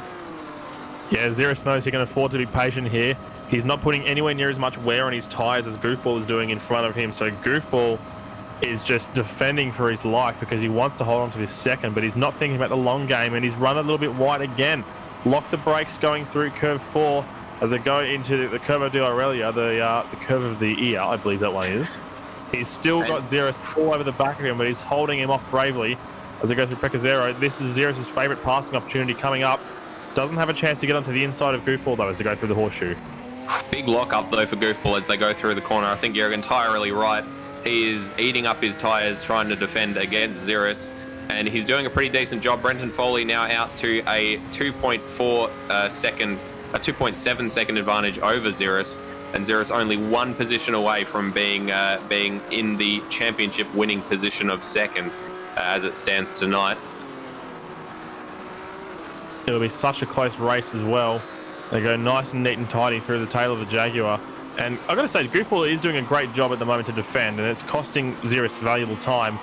But it's really an unnecessary means to an end here for the battle, because it's not a battle that Goofball really has the pace to be in by the looks of it. Ziras definitely wants to get past Goofball as soon as he can, but it's the onus is really on Goofball to just either, get a gap while he's in second, do something with that position, or I guess he's not obliged to let Ziras through. But you can tell that they both have very different goals they're trying to achieve here. Yeah, and we've seen Goofball in the past make overtakes, not make them easy, but perhaps not fight them as much as he probably could have. As Ziras is looking to go down the inside at turn 1, this might very well be the opportunity for Goofball to say, look, this isn't my fight, and dip out of it, but he doesn't. And he tries to go side by side with Ziras through turn 1, does so up the inside at turn 2. And he's going to hold on to that position for now, but Ziras is going to have a much better run out onto Bye Mum, the long straight down into turn 3, or the S's of the head. And he's trying to go down the inside at those S's, but it looks like Goofball's going to be able to cover him off around the outside, and he does. has the outside for S's of the head, and then the inside for turn 4. So some very good defensive driving here from Goofball Antics, which Brenton Foley would be saying, thanks, mate. But if this is going to have an outcome on the championship, Goofball's going to have to keep this up for another 40 minutes and 25 seconds. Perhaps the strategy for Ziras is to just keep piling pressure on Goofball in front of him and force him into an error at some point, because that's going to be the easiest way to get past him. But look who's sneaking up behind him. It's Birdo in P4. If he's able to get up behind Ziras, he could even challenge for a position and make that championship fight that much more difficult for the purple machine. Yeah, we've seen before that Ziras sort of struggles a little bit when it comes to chasing down cars that are quite good at defending. He sometimes struggles to get past Bagsy, who, while being a lot slower, and he has a huge moment coming through tail of the Jaguar, and he'd be having flashbacks to qualifying, I imagine, while he was doing that one. We've seen that he struggles a little bit to get past some of our more defensive drivers like Bagsy, even though the pace differential can be quite different. So Goofball Antics perhaps doing quite well here, in as much as that he's keeping Ziras up and bringing Birdo back into this battle. So the moment that Birdo catches up, Ziras is going to have to think about the car in front and the car behind, and that just introduces so much more opportunity for him to make an error. Certainly does. Birdo has a gap of 1.3 seconds behind Ziras, so he's definitely nowhere near even touching distance. He isn't able to make an impact on this battle at the moment.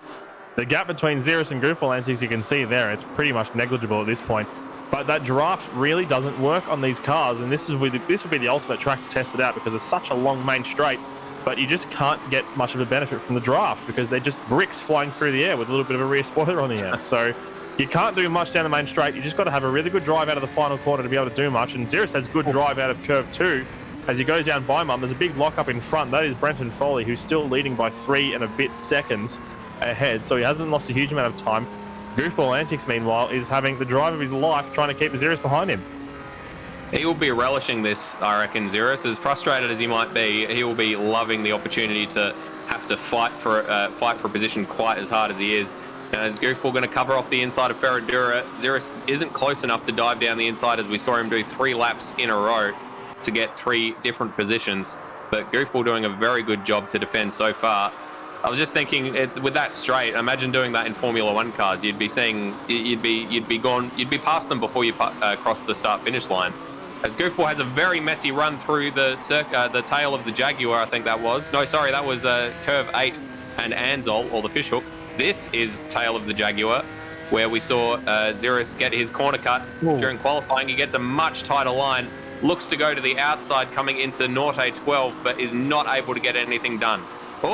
Messy run from Goofball Antics, but again, there's no space before twin number 1, and then twin number 2 follows directly after. So Ziras right on the back of Goofball Antics, who's driving the absolute wheels off of that Opala. Dealing with the pressure like a champion. He's got to be looking in his rearview mirrors so he knows where to place the car to stop Ziras from getting up the inside of him. But the problem is, when you keep looking at that mirror, you're going to keep seeing that purple car, filling it up, and it's going to be causing a massive amount of pressure. So he's able to hold off brilliantly. And now Birdo has been brought in. Not too much time has been gained, as a matter of fact, there. So he's still 1.3 seconds behind Ziras as they cross the line to start lap number 11. We're getting pretty close to the halfway point here. We haven't seen any pit stops from the leading drivers yet. So, big moment there from Brenton Foley in the lead. He's lost a tenth or 2 there as he ran it wide on the exit of curve 2. Just watching in the background, we're having an off there from Rhodey as he goes through one of the corners at the back of the track here. But Goofball is now pulling a little bit of a gap. 0.4 of a second, as we just see a replay of what happened to Brenton Foley. And I'm not sure what happened there. He just understeered a little bit, didn't have the right balance, didn't put the foot down. He wasn't very confident in his throttle application, and he's lost a bit of time, but thankfully for him, he hasn't spun out.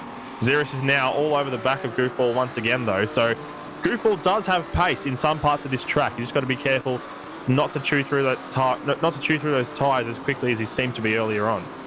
I'm just waiting for the lap where Ziras is going to get just a little bit too frustrated and go, hell with it, and try to make a dive down Ferradura and get that position. But so far, Goofball Antics has been very good at being quick in the parts of the track where he needs to be.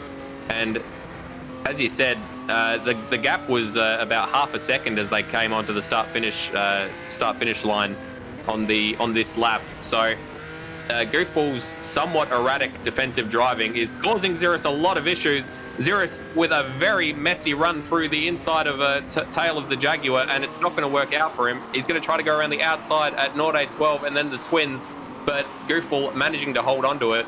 Goofball with a very different line going through tail of the Jaguar, just seems to be catching Ziras out every lap. Well, Ziras is carrying so much more pace through that corner with his line, but because Goofball just blocks the track on the exit, he can't get past, and Goofball just swarms to the inside of Norday 12, which means he can't do anything through there. They're going through the elbow now. Both got pretty similar lines there. Oh, big moment from Ziras.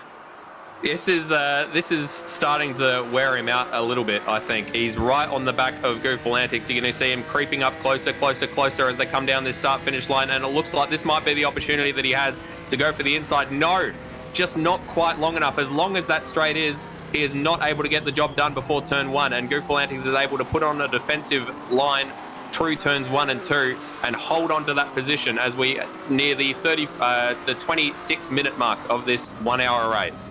As Nick Harris said, Goofball Antics is a demon on the brakes. No matter how close Ziras gets through turn 1, he just can't outbrake him through that corner, and that is proving to be one of Goofball Antics' biggest strengths in this battle, holding off Ziras, who's up 7 positions from where he started at the back of the grid. He's all over his rear bumper. They're basically stapled together at this point. That's how close they are. And Ziras just can't find a way past. It's going to really play down to pit strategy here.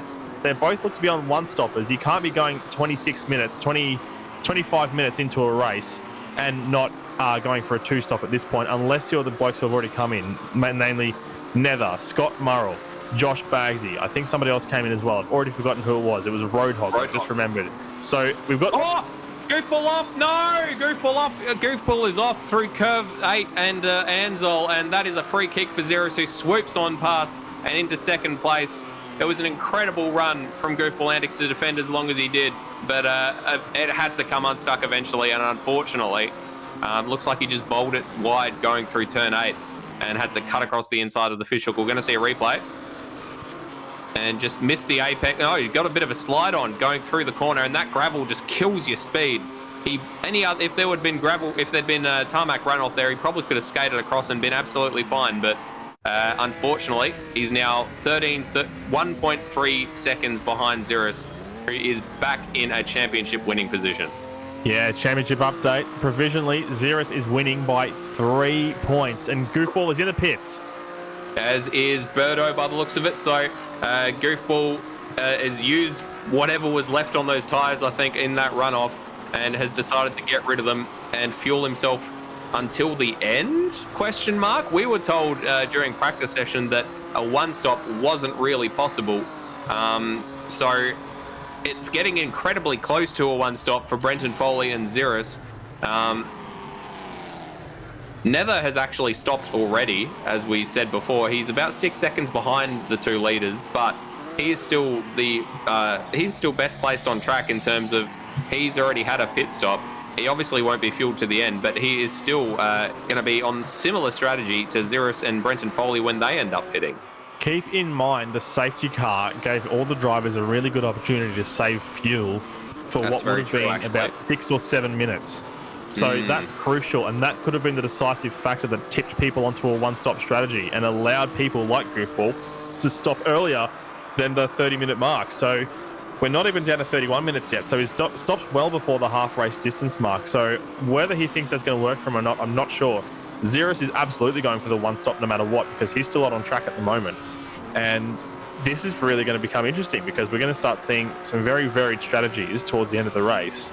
And is anyone going to be able to challenge Ziras back for the lead? I'm going to watch Goofball Antics to see where he comes out. He's definitely out on track now. And the gap between himself and Ziras is now 41 seconds. So you're losing about 39 seconds, because they're about 2 seconds apart when he ducked in. 39 seconds is what you lose on a pit stop. So that's a massive amount of time. It is. That would put... So if Ziras pit now, he would end up just in ahead of Goofball Antics, pretty much as they were on track, with a big field up ahead to resist in 6th place. And Ziras is in fact pitting, as is Brenton Foley. So both of our leaders pitting at the 31-minute mark, almost exactly, of this race. So will they be able to get to the end from here? They were fuel saving for about 4 or 5 laps under the safety car, as Maddie pointed out. We'll have to wait and see what happens from here. But this all means that Nether Elmian probably much to his surprise, finds himself in the lead of the race, ahead of Roadhog and Scott Murrell. If you're putting your bets on the least likely podium, Netherelmi and Roadhog and Scott Murrell probably would be up there as an option, except it's maybe missing Roadie. Wow, Brenton Foley's out of the box. Sorry to cut across you there, but Ziras is taking tyres, and Brenton Foley is not. So Foley has got a huge gap on Ziras. Resist is taken to the pits as well. Ziras is just leaving his pit box now, so he might even find himself behind Goofball Antics. They're about 5.5, they're about 6 seconds apart at the moment. He's gone well ahead. Ziras has dropped down to 7th, so he's already 8.9 he's 9 seconds behind Goofball Antics after they've both taken their stops. So Ziras has taken a massive amount of time in the pits, and that's thrown him back out of championship contention. As they stand at the moment, we're still waiting for more pit stops, I imagine, from Nether, Roadhog and Scott Murrell in 1st, 2nd and 3rd. But Brenton Foley is sitting 4th with Ziras in 7th, and that would not be enough for Brenton Foley to clinch the championship, because if Foley stays in 4th, then Ziras would have to be 9th or lower. So he's still in a good spot, but once the guys in front start pitting for their 2nd stop, that's going to throw things for a loop. But that was a very short stop. I'm not sure if it was a short stop from Foley or a long stop from Ziras. Maybe they're both anticipating, they both did come in before the halfway mark. Keep that in mind. So maybe they're both expecting more safety car periods. Very possibly. I have been keeping an eye on Goofball Antics since he came back out, and he does appear to be locking up quite a lot at almost every corner. So it could be that Ziras has taken tyres whereas everyone else has not. Which will mean that Ziras is going to have some incredible pace when it comes to catching up to the runners ahead of him. We know that... Nether's around. Oh, no. Nether is around. Taking the lead of the race. Nether's spun from the lead from what was the provisional lead. He's dropped back to 3rd now. Sorry to cut across you there. But Roadhog is now leading with Scott Murrell right up his chuff as they go down the main straight. Here's a replay. Yep, so all by himself. That's a very odd accident. Just... looks like he just maybe tagged the inside curb a little bit too hard, and around she went. Scott Murrell goes down the inside at turn 1 and takes the lead from Roadhog. And Netherelmian not actually too far behind these two, because he had about a 6-second lead over them prior to his accident. So it's still a pretty close battle here for the lead between these 3 unlikely contestants. Brenton Foley about 17 seconds off the back of it, and about exactly the start-finish straight separates Ziras from Brenton Foley. So Birdo is also between Brenton Foley and Ziras at the moment, but Birdo pitted very early, I think. I think he came in around the same time. Was it the safety car or was it a little bit later? But he's definitely... I think Birdo is not a 2-stop as well. So he's probably going to be out of contention, but we do find Goofball Antics back in between Ziras and Brenton Foley. So provisionally, if those guys end up in the lead of the race once again, once the 2-stoppers do, yeah, it's going to be Brenton Foley with the advantage going towards the second half of the race. Roadie's coming in for a stop now. Birdo pitted on lap 12, I'm hearing in my ear, so that was very early. That would have been... It was definitely that would have been about the same as Goofball Antics. We're only on lap 15. It feels like we've had a lot more laps than 15, but that would have been around the same time as Goofball Antics, so they're on pretty much the same strategy and separated by about 3 seconds, with Ziras another 4.5 seconds behind Birdo. So the pace differential between them isn't that immense. Oh, Bagsy's in the fence again. He's retired from the race. There's no safety car, but he has retired from the race. I saw a wheel bouncing across the track here. Let's have a look at the replay. Yeah, that thing's got a lot of damage. It's the same spot he crashed at the start of the race, and he's gone, oh, that was a massive impact. That was, yeah, cop some air. Hit the fence about a metre off the ground. So that is race done and dusted for Bagsy, which means there's only 9 cars running in the race, which could be pretty important for the championship if somehow both Brenton Foley and Ziras find their way to the back of the grid here, because that sort of throws into the equation, or removes from the equation, those 10th places. We're just having a look at Brenton Foley running wide on the exit of turn 1 and kicking up quite a bit of dust. I'm not sure how much time he's lost there, probably not a huge amount, but he's still 13 seconds off the back of the drivers in front of him.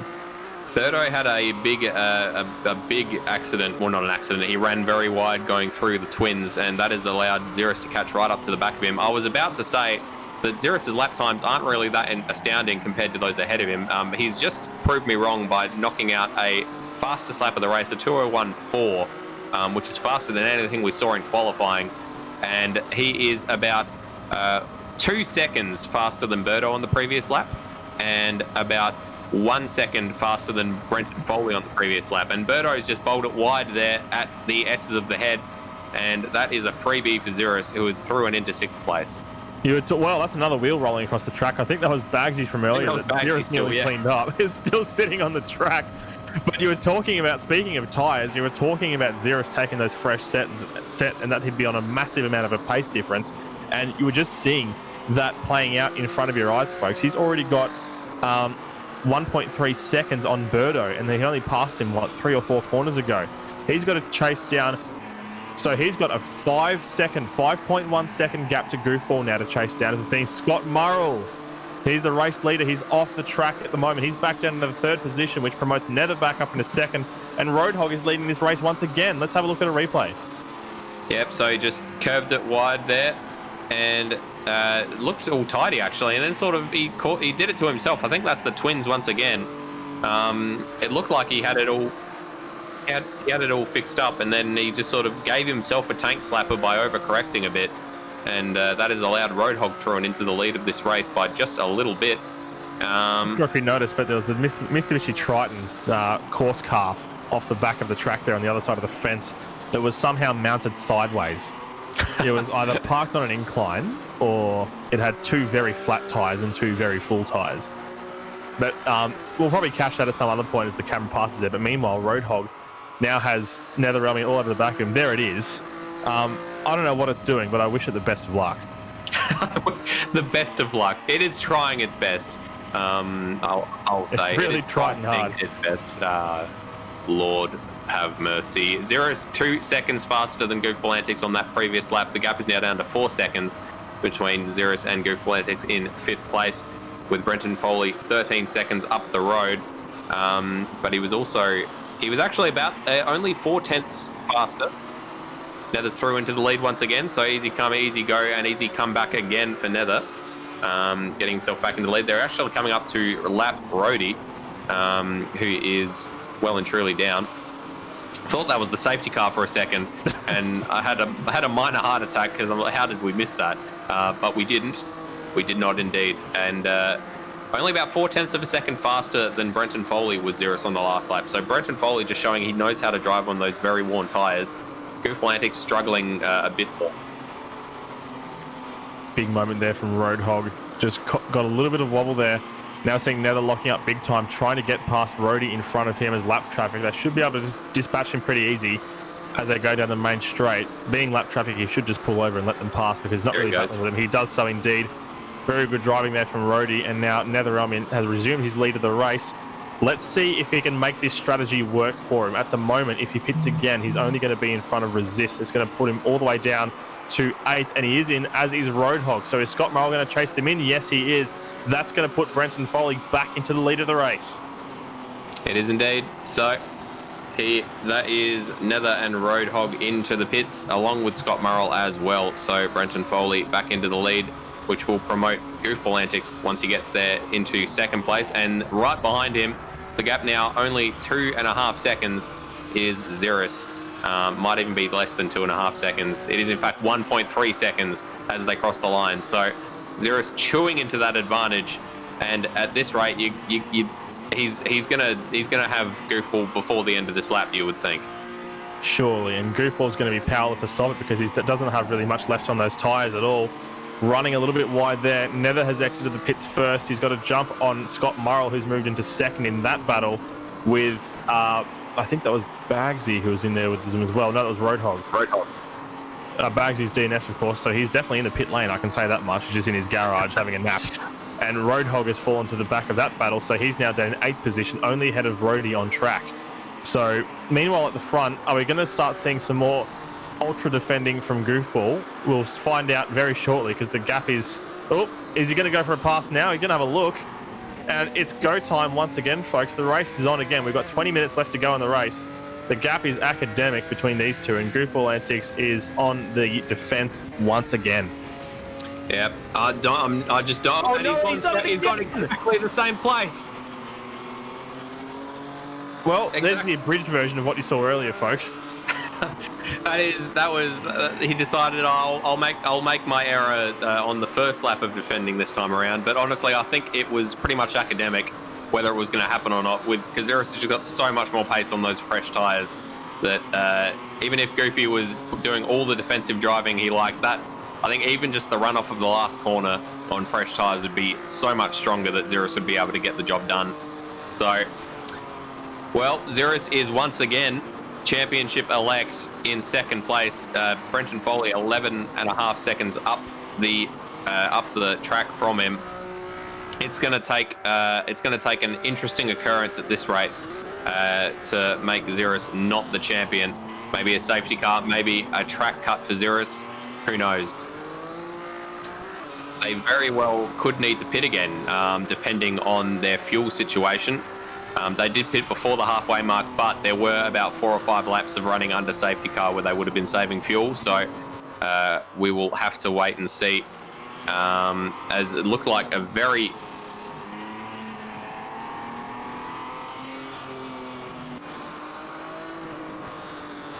So Alrighty. Ziras is going through the S de Cabeça, the S of the head, I believe that is. And we're just trying to work out what he's going to be looking like in terms of pit strategy, because he did pit a little bit before the half race distance mark earlier. So he must be on a fuel saving crusade now at this point to be able to get to the line without needing to come in for a splash and dash. And I seem to remember earlier this season, or maybe even last season, Ziras' pit strategy was the point of basically come in, stop, and then just once everything possible has been done to the car, then you leave. No fuel timing, no selecting. Oh, big slide from Ziras. That's got a track cut for sure. That'll be on his permanent record this race, and that'll be something to look out for. Hopefully he doesn't get too many more of them for his sake. But also, he may have overstopped. So, for fuel-wise, he's probably got he probably had a very full tank when he departed the lane, compared to Brenton Foley, who may have been rationing his fuel a little bit. The gap between the two has only been shrinking a little bit. It's only come down a couple of tenths of a second, if that, this lap at all. So they're both on pretty consistent lap times at the moment, Ziras and Brenton Foley at the front. But if Ziras and Brenton Foley do both need to pit again, Ziras is really going to have to be wary of how long he spends in the box, because if he comes in for a full tank of fuel, he's gone off the track. That's lost him quite a bit of time. Goofball, meanwhile, is 5 seconds behind him. So it hasn't cost Ziras a huge amount there, but he'll be wary of doing too many more of those mistakes in the future. But watch out if these two guys need to come in. Goofball Antics has just pitted once again. So Goofball's back in the box. So Goofball pit before the halfway mark as well, and maybe he's just decided those tyres are far too painful to continue on, or perhaps he does need to stop for fuel again, which is interesting. We'll have to wait and see what happens there. Maybe ask him in the post-race interviews if he happens to get himself back up onto the podium.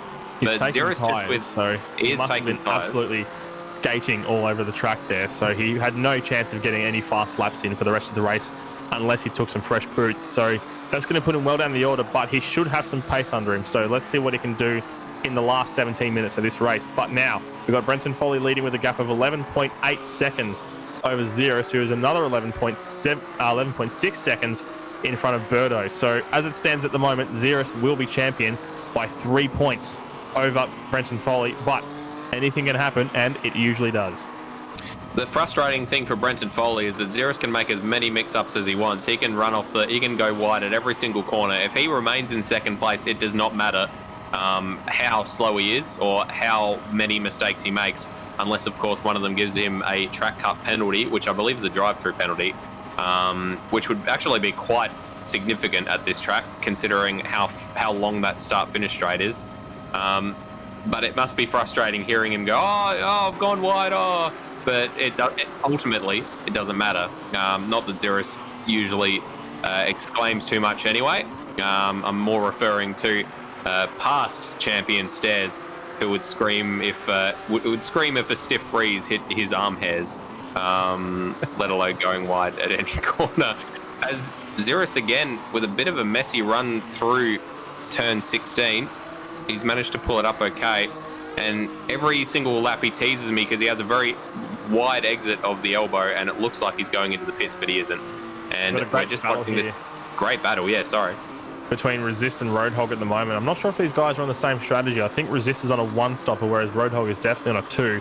And Resist ran it very wide through the tail of the Jaguar there, but he's still in the lead at the moment. This is the closest battle we have on track at the moment. Roadhog has a lot more pace by the looks of it, so I think Resist is well overdue. We've got a yellow flag somewhere, and it's Netherrealm who's spun around, and there's going to be no safety car. Those yellows have cleared themselves out very, very quickly. Birdo is coming into the pits. He's already in the box, and he's taking tyres. So Birdo's going to be in the pits for quite some time. He's well out of this race contention at the moment. Resist is still holding off Goofball. Resist is holding off Roadhog as they go down the main straight. So here's what happened to Nether, and just spun at the same place once again that he did earlier. Just a little bit too many Wheaties through Curva 16, through that dip on that right-hand apex, and it's just sent him all the way out to the gravel on the left-hand side. Yeah, absolutely. I'm not sure if Brenton Foley would be hoping for a safety car at this stage or not. I'm trying to think, because it would compress the field. He would have the opportunity to stop and have it be less painful, but he would only have what would end up being probably about 10 minutes of green flag running to try to get himself up into the lead, and he would have to hope for something bad to happen to Ziras as well. Ziras currently sitting pretty.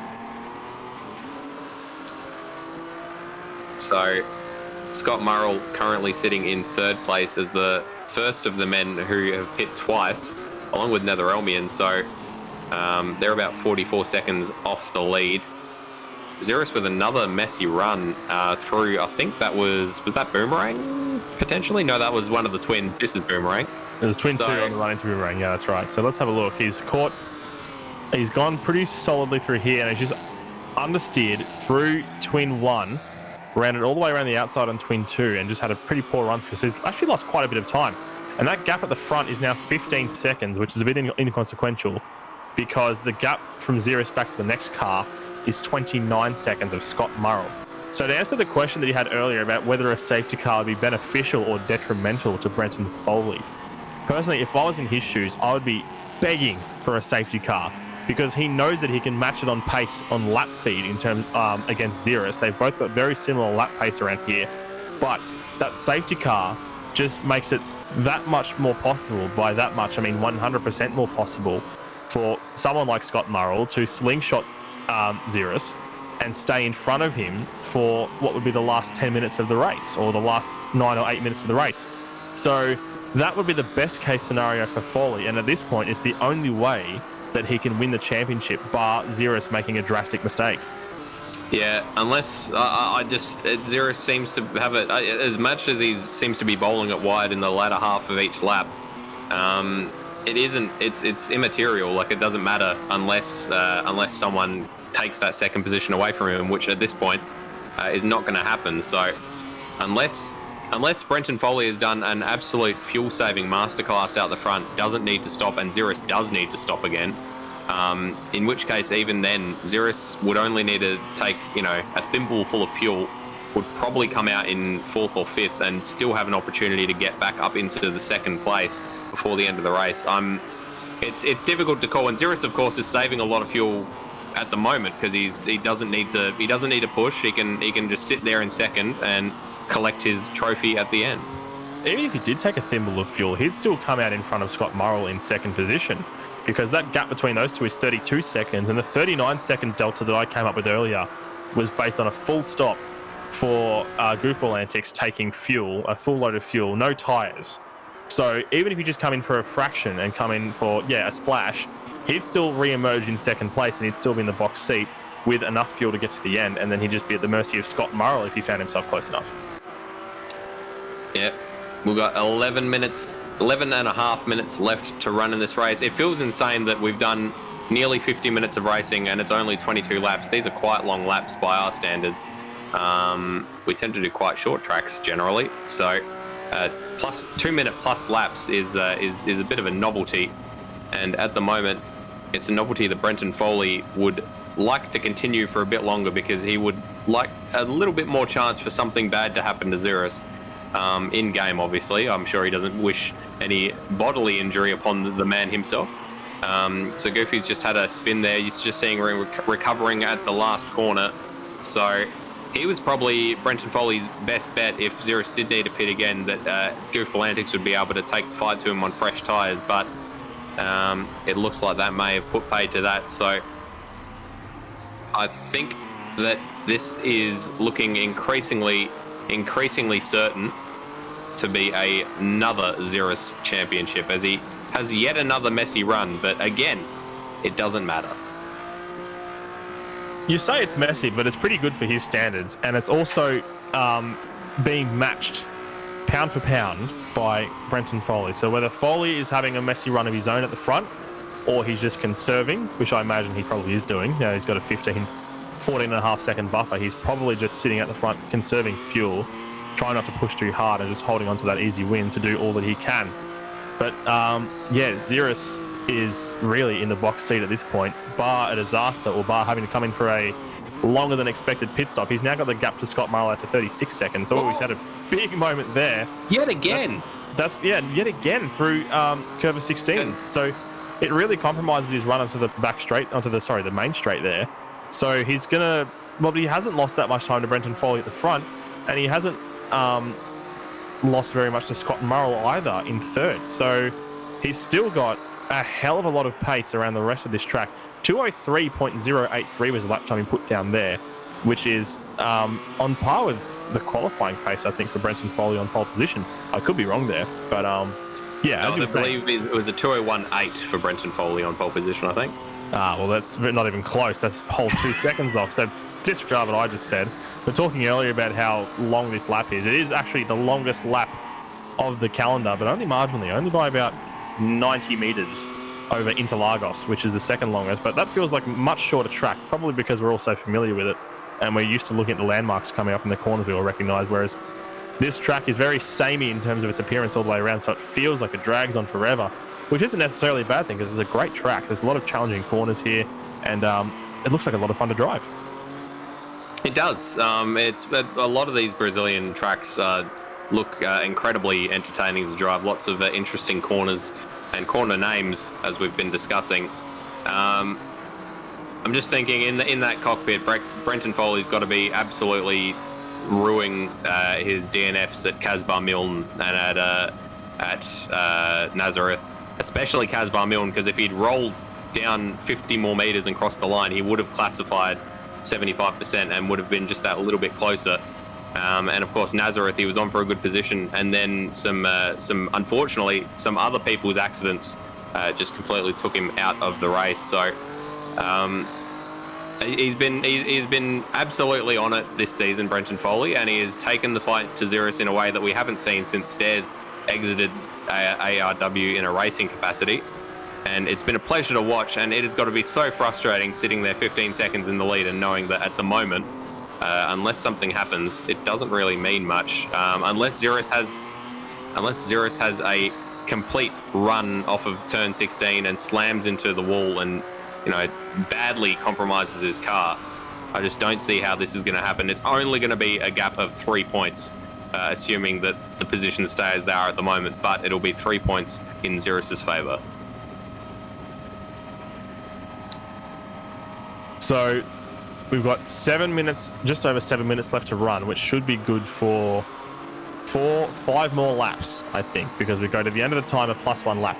So we should be on for either 29 or a 30 lap race, depending on what time it is by the time they get to the start-finish line. So yeah, pretty roughly equivalent to the rest of the tracks in terms of, laps that we run, even on like the sprint and the super sprint races. So yeah, it's just such a long track, and I think it's the only track that we visit this whole season where we have lap times in the 2-minute bracket. So it is a very interesting, very different beast compared to what we've been having. And it's not a particularly fast track either. A lot of the corners are quite slow. You've got some very high speed kinks, of course, like what we're seeing Ziras going through at the moment in Anzol, that long right-hander. But there's a hell of a lot of slow corners as well, especially compared to Mosport, which is one of the other long tracks in the 4-kilometer lap radius, or range, I should say. That's 4.1 Ks. But it's such a fast track that the laps just fell off the board quick smart. Minute 30, minute 40 we were seeing from there. So it's a very unique track here. Very heavy on the brakes. because we've got this big braking zone to the turn 1 into the S of the head, or is it the S of the ear? Foley's in the pits. Foley's pitting. Foley is pitting. Oh my goodness. So this is, he had 15 seconds on Ziras as he came into the pits. Ziras currently going around the last corner. Will Ziras drop into the pits? He will. So there's no reason not to, really.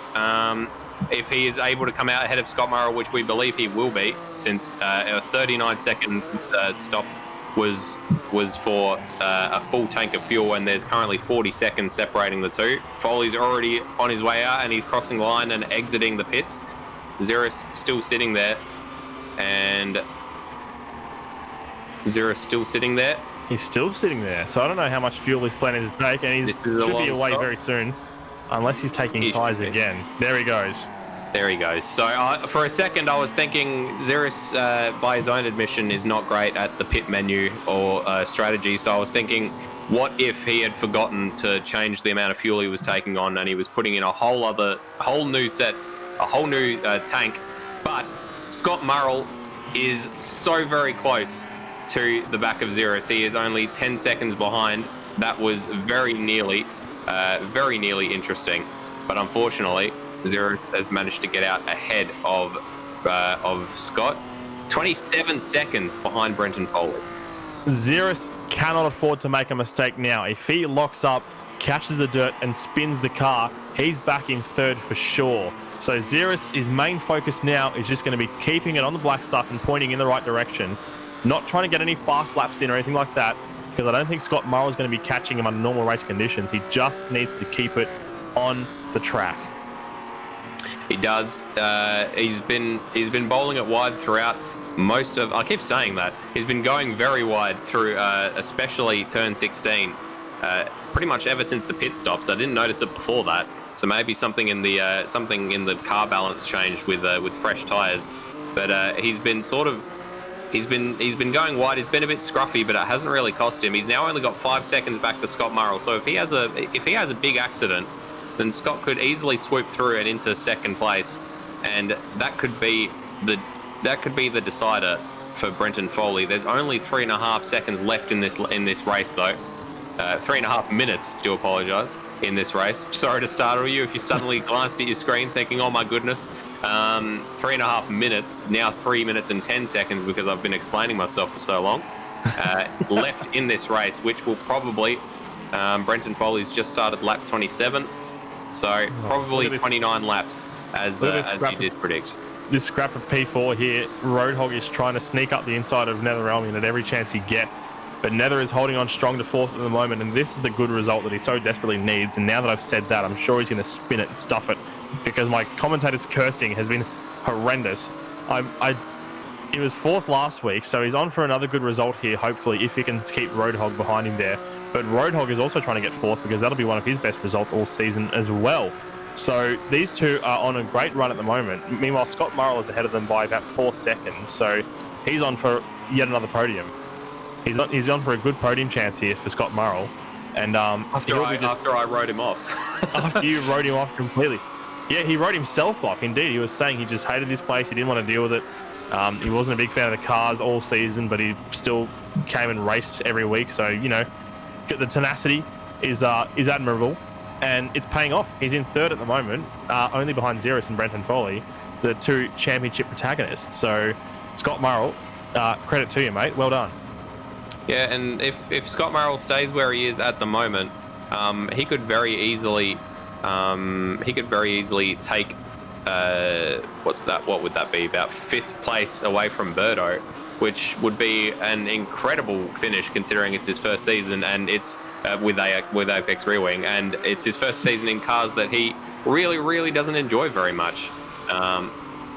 So Birdo currently down in 7th place. Brenton Foley with a bit of a lock-up going into, I think that was turn 16, which is Ziras's not favourite corner at the moment. But we've only got 1 minute and 15 seconds left as we continue watching this battle between Nether Elmian and Roadhog. Two very good runners who probably deserve better results than they've had so far this season. 4th would be Roadhog's best finish. He hasn't finished higher than 5th, so he would be very keen to get that position done in the next minute and a lap of racing. And Brenton Foley is into turn 2 of lap 28. So we will have 29 laps around Curvelo. And at the moment, Ziras looking like he's staring down the, 7th? 8th championship with Apex Rear Wing. Rock solid in P2 is Ziras at the moment. He's got all the pace he needs. He's got all the composure. Cool as a cucumber, this bloke is. Z&V racing in that purple and green machine, and he's well on track to that 8th Apex Rear Wing title. Just fingers crossed I haven't cursed him, because I don't know if you were here the other week when I was talking about the cricket and I said, oh, this Cameron Green bloke isn't doing too bad, and then he got castled straight after. I think that was at Nazareth, and I remember I distinctly remember tuning out because I have no interest in cricket whatsoever. But I do remember phasing back in time to hear you complaining about your ability to curse those you love in a sporting sense. I gather I'm glad to hear you Australia phase didn't back do in too for at quite least well. some of the broadcast.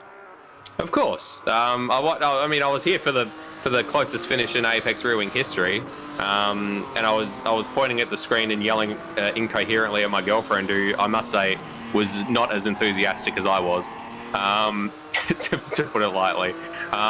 We have now eclipsed the timer. We are at 0 minutes, 0 seconds, and 0 hours.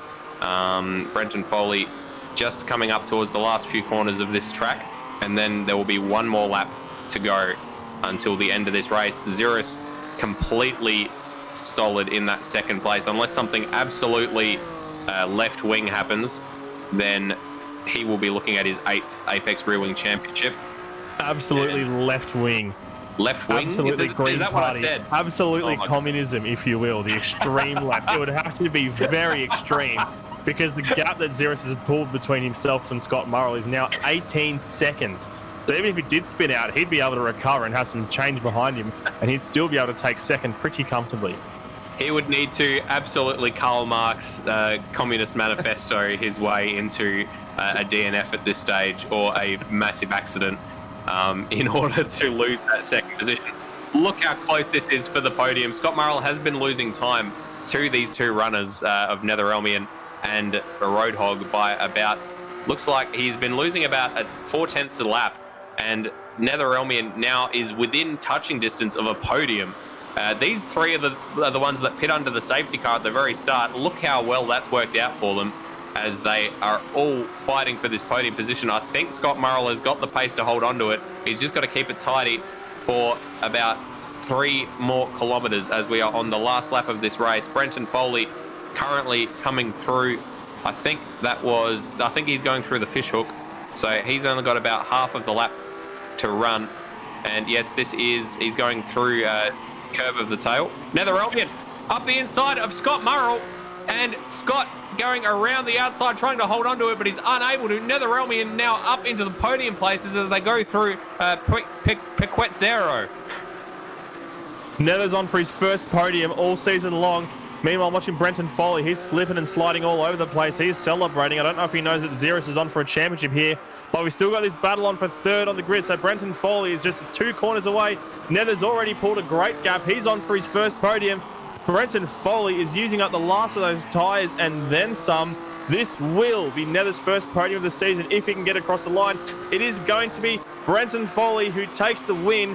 He's done absolutely everything that he could have possibly done.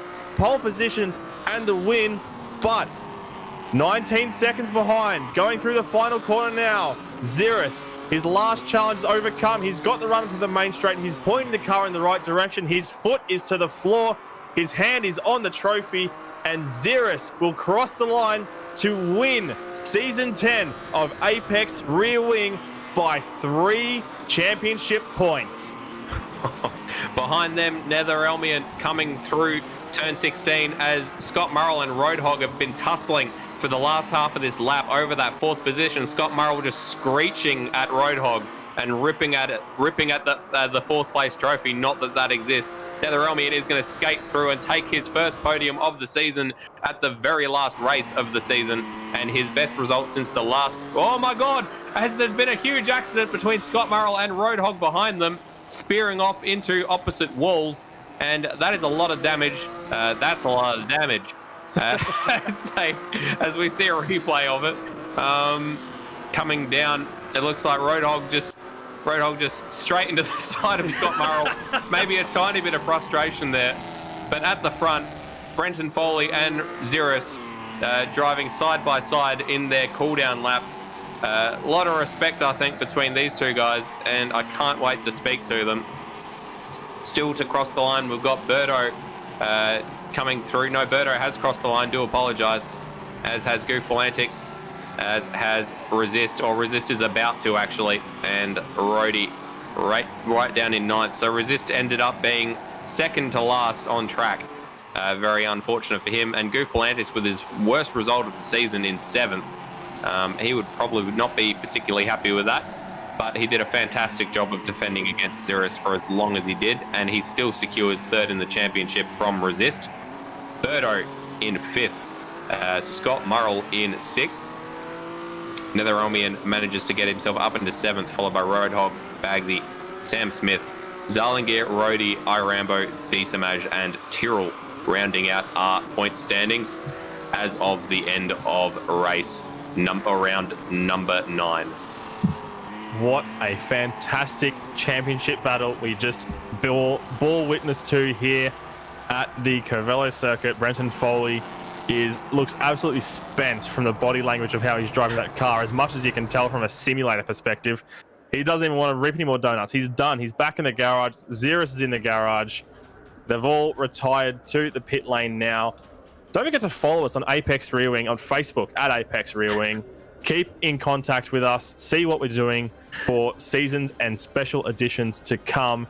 Keep in touch, because there's always a lot of stuff happening here, and you can always keep in touch with our live timing when there's events on as well at arwleague.liveraces.com. But the commentary box is filling up. We've got drivers floating around here left, right, and center, and we have some podium sitters in the box, starting with our third place getter, Netherelmian, on the podium for the first time this season. Congratulations, mate. Thank you, guys. Thank you very much. I don't know what to say at this point. You've been having such rotten luck all season, and you finally got onto the roster, mate. How does it feel? I don't know where to start. The safety car fell at a time where I decided to take the gamble. I figured at some point in the race, fronts were going to be required, and I was remarking to Rhodey in another chat during the race, or before the race started, that if a safety car come out, you'd be stupid not to take fronts. It fell at the perfect time for me. I got in and I took a full set of tyres, and that meant I only had to stop once more under green flag, whereas everyone else had to stop twice. So that put me on a superior strategy to start with. What stopped it from becoming probably a second place, and probably what could have been a championship disrupted tonight, from my opinion, is two silly mistakes at the second last corner, spinning on both times. I think there was probably the 15 seconds that could have been a second place finish. Well, regardless, it was still a fantastic performance from you, Madbird, wouldn't you think? From Nether, wouldn't you think, Madbird? Absolutely. I was like, wait, what? Excuse me? I was about to say, so you've managed to, you saved the best to last with a podium in the last race, and the last time we actually saw you on the podium was the very last race of the DRMs as well. So you seem to have a bit of a habit of rocking up at the very last minute with a fantastic result. And it's very good to finally see some of your consistent and quite quick driving so far this season pay off, mate. Thank you. Yeah, I actually thought most of my best driving was coming in the last part of that DRM season, and probably the same this season as well. Unlucky with the oval race, unlucky last week, and finally got one tonight. I actually thought my qualifying was probably one of my highlights this year. I always seem to get a few more spots through the one-shot qualifying than most of the other guys, which was probably what I was, I guess, most proud of myself for the better part of the season. For me, we get to the end of the year, we get to Christmas, and I look at it now and sort of think, well, you know what? This is probably one of the best ways to bring down the curtain on my career in ARW, at least for the foreseeable future. You taking a break, mate? Yeah, circumstances, I guess, are a bit different for me now. 2 kids under 3. This year, in general, the fun sort of went out of it for me, being sort of living too much inside four walls for a lot of the year, and it's taken its toll on me. And I think that it's probably a good opportunity to step away. I'd already done it from Automobilista Australia from racing, and I think maybe it's time for the same here, at least for a while, if not for a long time. But we'll see. I'm not sure just yet. Fair enough. Well, you're definitely a busy boy, and we'll be very happy to see you back when you do manage to return. Hopefully, we're all able to spend a lot more time outside of four walls next year. But regardless, very, very well done tonight, mate, and congratulations on a fantastic third place position. Thanks, guys, and congrats to the top two class of the field all season long. Absolutely. And Matty, I believe you have the second of those two with you right now. I certainly do. Ziras is in the box with me now. Ziras, congratulations, mate. That second place was all you needed to take the championship by 3 points. That's an 8th championship for you in Apex Rear Wing. Congratulations, mate. That is a fantastic effort. Oh, bloody oath. I got to say, Foley didn't make it easy, and he's been just a great person to race with all season. So I was kind of secretly hoping he would win, but yeah, I'll take it again, I guess. I don't know what to say about that. Like, yeah, it's been tough. So thank you. Well, unfortunately, we haven't got Goofball Antics in the box to talk about his side of the battle with you, but we've got you to talk about, of course, because Goofball Antics, I think, for the most part of the race, was one of the biggest factors in possibly stopping you from that championship. Talk us through that battle in the first half of the race. How are you seeing it from your point of view? Did you think he was going to crack under your pressure, or were you struggling to get past his defensive driving? It was actually a little bit of both, to be honest. That track, it's quite hard to pass people because you can take so many different lines. Well, I say that you can only take one line through the corners, but if you're side by side, you don't have enough speed out of the corners. So, yeah, he made it quite difficult for me, and then yeah, he toppled under a mistake, unfortunately. So that was it. We saw you take a pit stop. Your first stop was for, I think you took 4 tyres, but you'll have to correct me there if I'm wrong. And it ended up being a huge stop. Did you know that those tyres were going to give you a massive pace advantage in the second half? Well, that was what I was gambling on. Is I saw the timer when I pit was about 31 minutes. So I figured, okay, if there's another safety car, I can make it home, and I'll have fresher tyres. So that's why I took him. And I did have a bit of a pace advantage for the most part, but it wasn't enough. So a bit of a gamble, but it didn't hurt me in the long run. Well, it certainly paid off, and that has put you into second, which is exactly where you needed to be to clinch the championship. Mate, tell us about your season as a whole. Obviously, you can't really say that you dominated this year like you do for many other seasons because there was such a close fight between yourself and Brenton Foley. What was it like? Did you enjoy the cars? Did you enjoy the racing? Tell us how your season went from your point of view. So, yeah, I never felt like I really outclassed Foley at all this season. He was always right up my butthole. So, so I'm glad for that. It's really nice actually having somebody race at my own pace. And yeah, I don't know. I can't really do a play-by-play of each race because they've all blurred together. They were all that competitive. Well, you've given us some fantastic racing to watch all season long between yourself and Foley, and hopefully that continues on through the next seasons. I want to see a lot more battling between you guys on track. Yeah, I hope so too. Well, congratulations once again, Ziras, on your second place finish tonight, but of course, more importantly, your 8th championship with Apex Rear Wing. My goodness, when will he stop? But at the top of the step, we do have Brenton Foley, who did everything he possibly could tonight. He put himself on pole and took out the win in classy style, but it just unfortunately was not. It was not the way that you needed to win the race. It was not the way that you needed it to go for you to win the championship. It was the way that you needed it to win the race. How'd you find your night, Matt?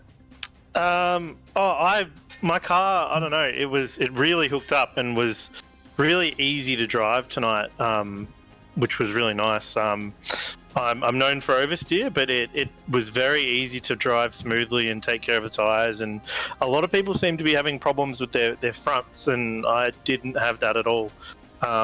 So I had it easy because I didn't have to defend from Ziras because there was always a little bit of a gap. So I could just kind of sit and do my own thing, which kind of took a bit of the stress away, and the clock ticked away very, very quickly. But yeah, I tried my best, and he's a deserving champion as always. Equal wins between yourself and Ziras, I've just noticed. Both of you with 7 wins apiece. So I'm not sure when the last time that Ziras was matched on wins was, but you've managed to do that. So no mean feat, and it's been a fantastic battle all season long between yourself and him. How have you found it? Were you thinking of hoping for a safety car towards the end, or were you hoping that someone would be able to get in the mix and maybe cause an accident, or what was your thought process in that last half of that race when he was solid in second? I didn't expect him to take all 4 tyres. That surprised me quite a lot. I expect to have to battle him in the second half of the race, but when he popped out that far back with a bit of extra gap, I was really hoping that the group in front of us that pitted during the safety car could have gone a little bit longer and kind of got in the way of us and kind of pushed him back a little bit, I guess. So when we took our second pit stops, he might have ended up back towards someone, but obviously that didn't really happen. But yeah, that's kind of what I was hoping for. I think that the first safety car kind of ruined my chances for that, but either way, I just did as much as I could. Yeah, absolutely. Matty, anything else to add? I think you've covered basically everything I was going to talk about. There was a fantastic effort from you there, Foley, but unfortunately just in the wrong place at the wrong time. Had a little bit of bad luck throughout the season, of course, with that crazy Nazareth race and the DNF that you had at Casbah Mill when you were only just a handful of meters from crossing the line and classifying there. But these things happen in racing, and you can't say that you didn't put in a fantastic effort to get to where you were. It was only 3 points off Ziras in the end, mate. Congratulations once again. Commiserations for the loss of the championship, but you must be proud of yourself for the effort. Yeah, you can go on and with ifs and buts with kind of any championship, and I've won a couple in AMS Oz, and ARW is something I really want to win now, and if anything, this has just made me hungrier. It's a little bit annoying that these cars were probably one of my best kind of chances because they suit me really well, but I'll just have to put in a little bit of extra effort, and hopefully I can take it to him next time. Absolutely. That was cute. It's one of our favourite words here at Apex Rearing, so I think that's a pretty fitting way to close off those podiums. But congratulations once again to Brenton Foley for the win, and to Ziras for the championship, and to Nether for the first time on the podium for quite some time. Very well done to all 3 of yous. And thank you to everybody for a fantastic season. It's been honestly, I didn't have my hopes up for these cars when they were picked, but they've been absolutely cracking to watch race every single week, and I've had an absolute blast talking about them, Matty. I have to agree with you wholeheartedly. I wasn't expecting a huge amount from these absolute yachts of vehicles, but they put on some of the best racing I've seen in Apex Rear Wing.